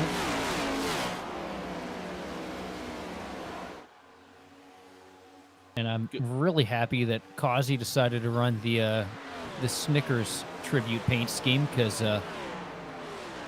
I'm just glad I don't have to squint to figure out which one's which when we're looking at them from the overhead cameras. I know, right? That's the biggest thing because they are running identical paint schemes, but good to see him running a paint scheme we can pick him out a little more easier.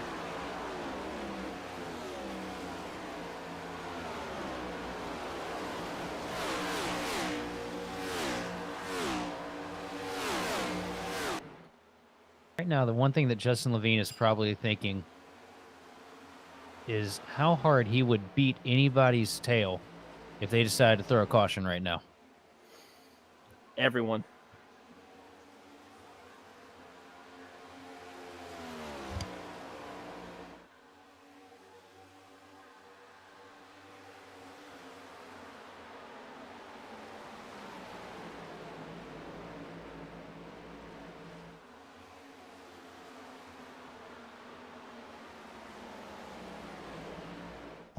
Keeping an eye on some of the other competitors, it's still 0.7 of a second between your top two right now, as a lot can still happen. But from pretty much third on back, it is lined up nose to tail amongst the competitors here as they try to see if they can keep up with your top two and make sure they can have a run for the position here in the late stages.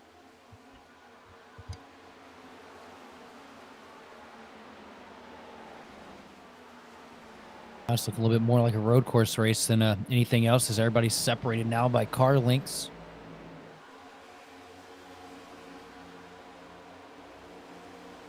Back temp currently sitting at 102 degrees. As we see the 17 machine of Gallimore, sorry, the 71 machine of Paul Gallimore trying to dive down to the inside of Alexander Carr here into turn 3. Carr going to let him have it on the top lane. Trying not to lose too much time to Isaacs right behind him in the 1 machine. Gets a good run off turn number 4 here as he tries to set himself up for a run heading on to turn 1 with the 1 machine of Nicholas Isaacs thinking about ducking down to the bottom as well to get around the driver of Alexander Carr. Oh, Isaacs really loose through turn 1. Just about loses it in front of Chris Crosby. Crosby all over the back bumper. He's going to turn him around into turn 2. But Big time Isaacs is save. somehow going to pedal it. Does he save it? Yes, he does. What a job right there by the 1 of Nicholas Isaac. Tough break that he loses a ton of position, but he recovers nicely. And to quote Rick Allen, look at his hands. That thing was almost gone.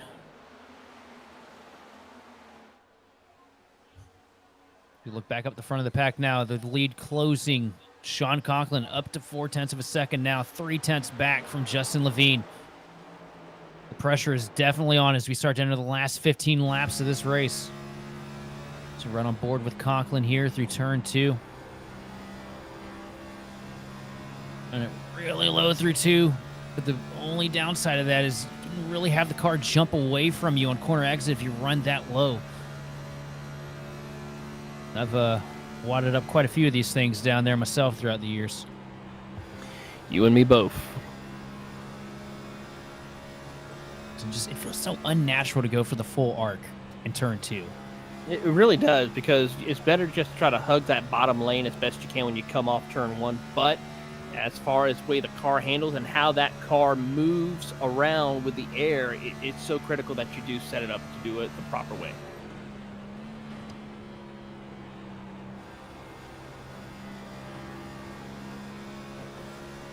Levine tags the fence a little bit coming out turn 1. You can tell that he feels the pressure behind him as he looks up in his mirror and he sees that blue Camry starting to close in. It doesn't really hurt him too much. Actually finds the 10th in the process there through 1 and 2 as I don't know how you can see much of anything through that.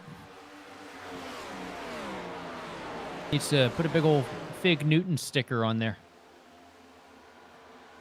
And you can tell Conklin is giving it his all right now. The car just about yawed out through turn 3 there.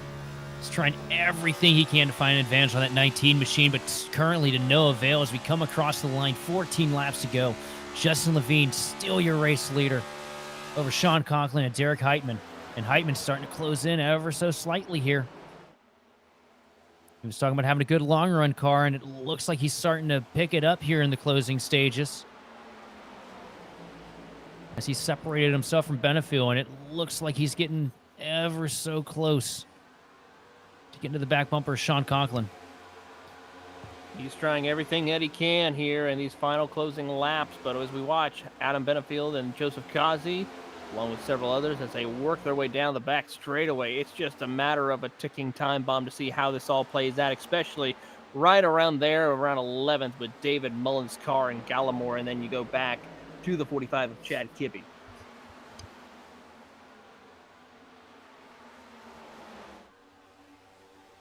Oh, a little bit of contact out of turn 4 there with the outside wall.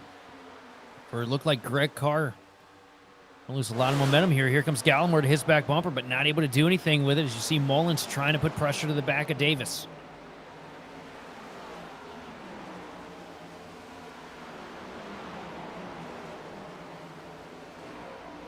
Mullins gets a good run here. He might try to set himself up for a pass to get around Chris David for position, as Gallimore will go around the outside of Greg Carr. Yeah, Carr's, one thing I can give a shout out to Carr, well, really both of them, Greg and Alex, is they know what they've got. They know where they're at on pace right now. They haven't really, gone out of their way to try and hold anybody up. They've seen that if the guy behind them has a huge run, they've seen it a lot since we, started this thing off. They, no problems with rolling out of the way. As Sean Conklin is now up to 0.3 of a second on your race leader, Justin Levine here. Just shy of 10 laps to go. He is absolutely sending it right now. He's a 10th faster last time by than Justin Levine. The gap is now 0.3 of a second.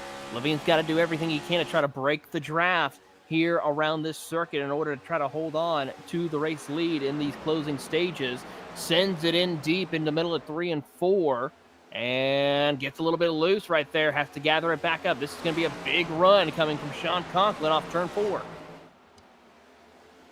Is that dirty air going to play with him too much is the problem for Conklin right now. We've seen how much of a struggle it's been for these guys all race long once they get into that window. And Conklin's definitely close enough that he can be feeling the effects of it here. Dives it down to the bottom here in 1 and 2. Gets it all the way up against the curbing, trying to get, as much fresh to the splitter as he can get. Bean trying to prioritize the drive out of the corner. Conklin way loose out of turn 2. Tags the fence on the back straightaway, but able to gather it back up, not lose too much time in the process. It's kind of now plateaued a little bit to about 0.3 of a second now between your top two. Last time by, Conklin still a 10th faster than Justin Levine. Just can't break that bubble in order to get around positioning on Justin Levine. Looks like that car is building a little too tight for him right now. Conklin tags the fence again out of turn 4. Cross the stripe here. 10 laps to go to decide who's going to win from Indy tonight. I'd say one thing. Levine, we've seen what it's like for these guys to try and pass him when he's, a lap down. He's not going to make it easy here with a race win on the line. So catching him is going to be one thing for Conklin. Passing him is going to be something entirely different.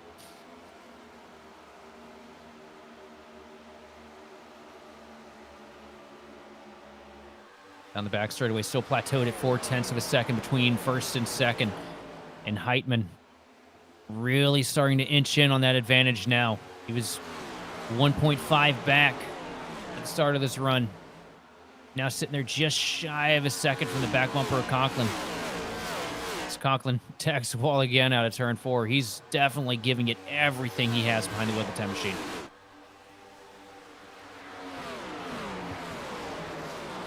Here they come through middle of turn 1 and 2. Picked up about a 10th. Gap now in favor of Justin Levine by almost 0.2 of a second. But here they come through the middle of the corner, riding out of turn 2. Conklin gets a good run. Levine almost taps the outside wall. Good run or not, it's not going to be enough. Doesn't really close anything there. Just a couple hundredths. Need a bigger run than that out of turn 2 if he wants to get the job done.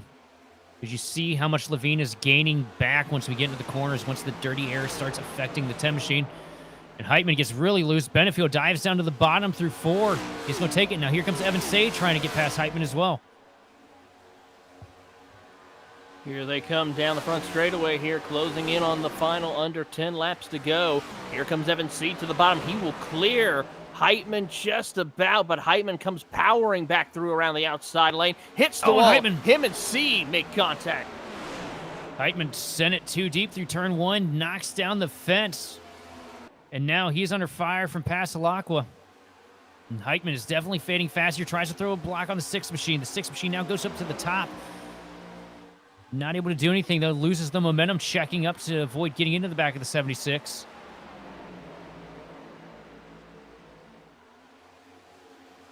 Heitman all over the back bumper of the 333 machine of Evan Say. Down through 4. And Levine's just praying that these guys keep it together for 6 more laps. That's all he needs out of them.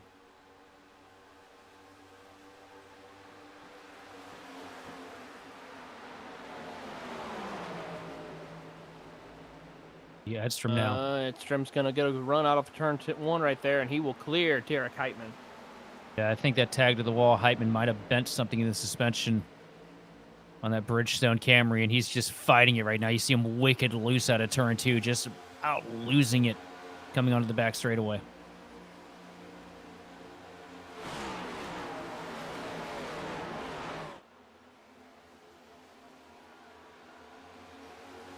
Work out of turn 4 here to cross into lap 100. Races are typically long for the OB Builders Cup Series, but you know, this one, amount of concentration it takes for you to get around Indy without making mistakes. You know, this is a test of mental dexterity as well as, you know, the physical side of it. May only be 100 laps here, but it feels like you've ran about 200 at this point. It certainly does feel like that, and it's amazing to see here as we're closing in on the big high five from Barney the Flagman that it's now kind of gone back in the favor of Justin Levine here as they work their way down the back straightaway. It's now 6/10 of a second, and Sean, I think, might have burnt up those tires a little bit too much trying to catch back up to Justin. Here's the question, too. Is Levine maybe saving, you know, playing with Conklin there to try and make him push a little bit harder? Possibility. We know Justin loves his head games. He loves to toy with his competitors. I mean, that and the wall of air he'll throw on you at any point. He's shown me just about every way you can get somebody loose or tight with these cars. All I can think of is... And by doing so, he's done it to me. Exactly. If the roles were reversed where Sean Conklin was losing ground on Levine, I could only imagine Levine pulling the Tony Stewart here, kitty, kitty, kitty, kitty. That happened at this track. Oh, 100%. Yeah, such an iconic moment. I quote maybe way too many times in NIS. I'm sure everybody in Second Split's really tired of hearing my voice at this point. Probably. Hey, you viewers at home are probably tired of hearing it as well. 0.8 of a second, though, for Justin Levine as he crosses the stripe here to take 4 laps to go.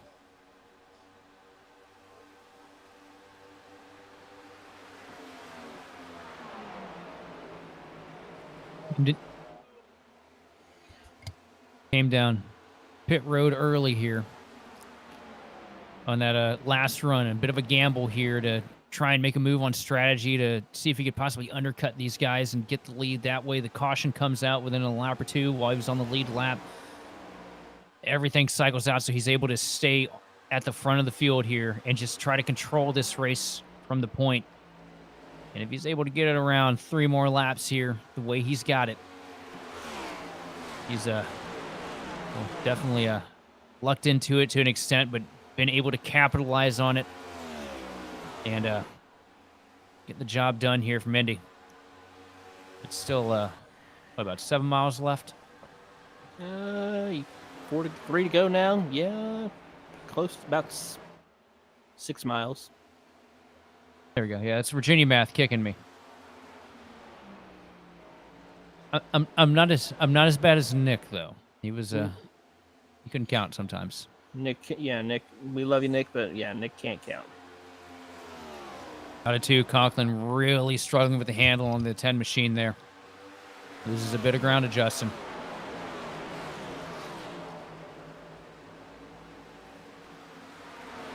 You see Chris Vincent trying to step a pass on Joseph Causey here through 3 and 4. Just gets down there to the quarter panel. Across the stripe here, 2 laps to go from the Brickyard.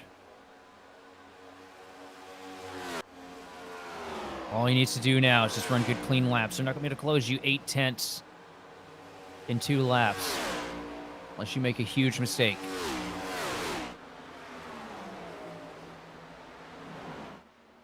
And out of turn number 2 here for the Mac Tools Camry. And a dry spell here for Justin.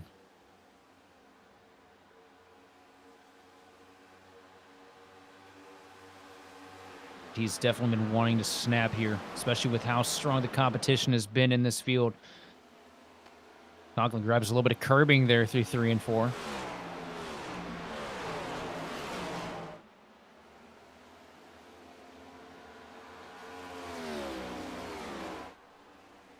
Out of turn 4 and across the bricks here. The white flag in the air for Justin Levine. One more lap around here. Next flag is going to finish the race. All he's got to do is just cruise this thing around here. Strategy pays off for Justin Levine here, Sheldon, as he was able to do so as he heads down the back straightaway for the final time. Down the back straightaway. Definitely a risky gamble on the strategy to make the undercut, knowing that the cautions will come out when they come out. But definitely working in the favor for the Mac Tools machine of Justin Levine as he brings it to turn 3. Conklin, a little bit of a slide behind him, not going to be able to get to him. Now to turn 4 for the final time, and it's been one that he's definitely been waiting for a while. Justin Levine going to bring it across the row of bricks here, and Justin Levine is going to win from the Brickyard.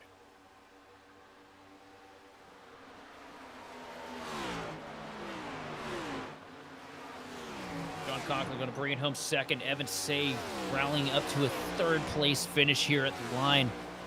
Coming home 4th, it's going to be Adam Benefield with Brandon Pasalacqua rounding out your top 5.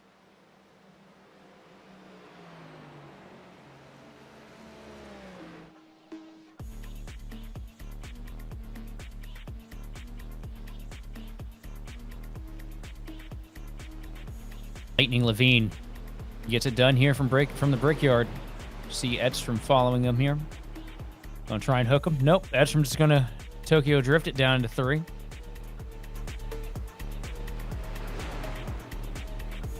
Pasalacqua coming up to the back bumper here to give him a congratulatory attaboy. This is one of the few drivers in the field too that I feel like everybody has a deep level of respect for. Definitely going to be a popular win here.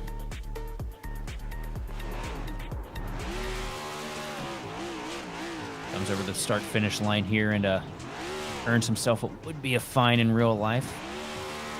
Burning it down over the bricks. And got to make it past Tech somehow, am I right?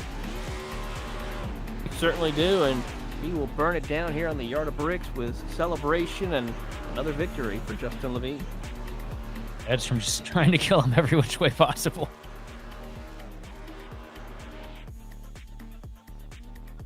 As Levine burns it down, we're going to take a look at the unofficial results here.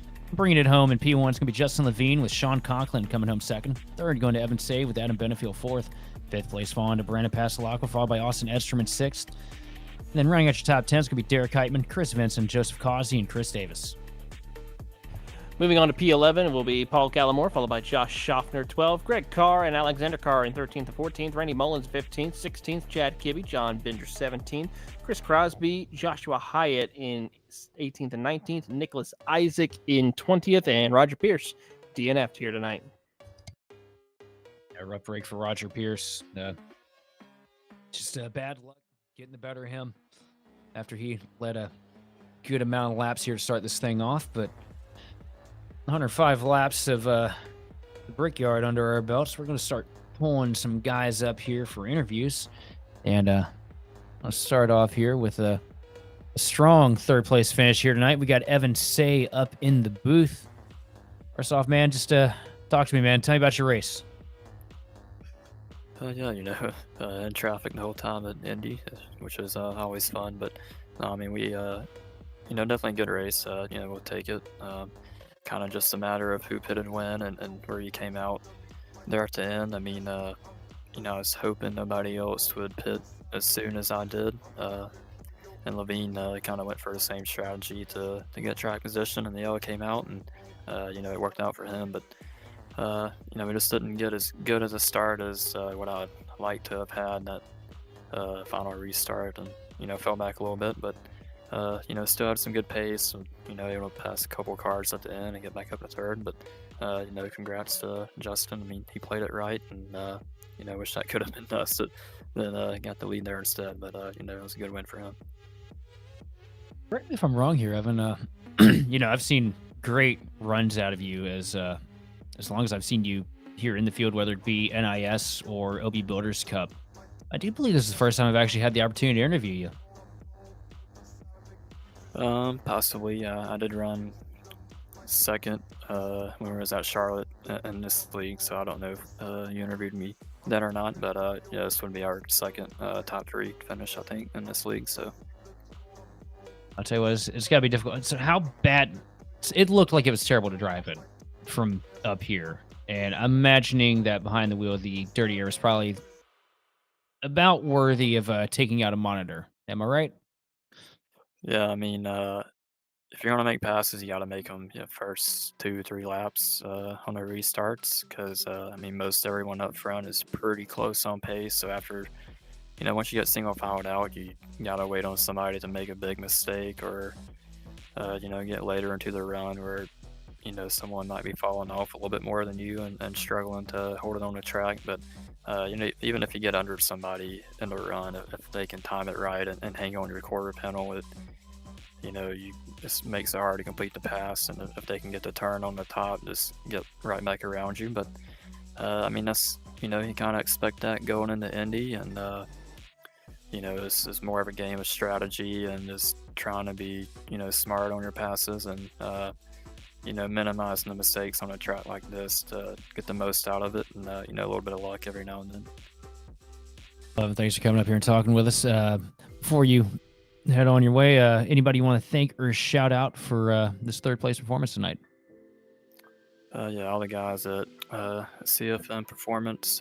We got some fast sets for this week at Indy, and it's showing. I'm not by any means a NASCAR guy, but we run third tonight, so I just gotta thank everybody for helping put in the time to build setups, and everybody at CFM Esports, CI Performance, Sweet Victory, Tight Through Defense, Captain Morgan, and just thank all guys for broadcasting, and everybody helps put on this league for us. I'm going to hand it on over to Taylor Burris with our second place finisher this evening. Here with Sean Conklin coming home P2. Sean, I got to say, you came in close a couple of times with it, just dealing with that dirty air out there to prevent you from closing the gap between you and Justin. Yeah, just can't do anything in the dirty air. It stinks, put yourself in the best spot you can for 2 weeks in a row, and we got screwed over by untimely cautions. So it's a bit annoying. Just kind of sucks, we had the better strategy there. Then we were to come out pretty good. And then even with having fresher tires there and 4 tires opposed to 2, you just can't do anything because the dirty air is atrocious. The closer you get, the worse your car gets. So every time I would get to 4 to 3/10, the car would feel terrible, slide all around. And then once I go back to 6/10, the car feels fine. I was able to catch back up again. It was just a never-ending cycle of dirty air, and I was never gonna get there. So just stinks, there's nothing you can do. We head to Iowa next week, a little bit more of a different scenario. Of course, new repave, new scans as well. Looking forward to going to another track that's maybe not dealing with as much aero dependency.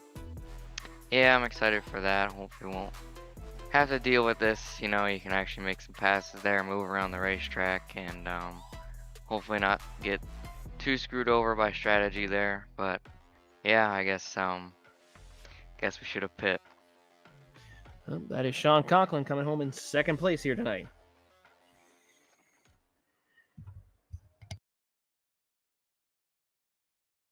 Now we get to interview the man, the myth, the legend, Lightning Levine himself. After, sometimes it pays to have luck, I suppose. Am I right, Justin? Oh, man. We put everything on black.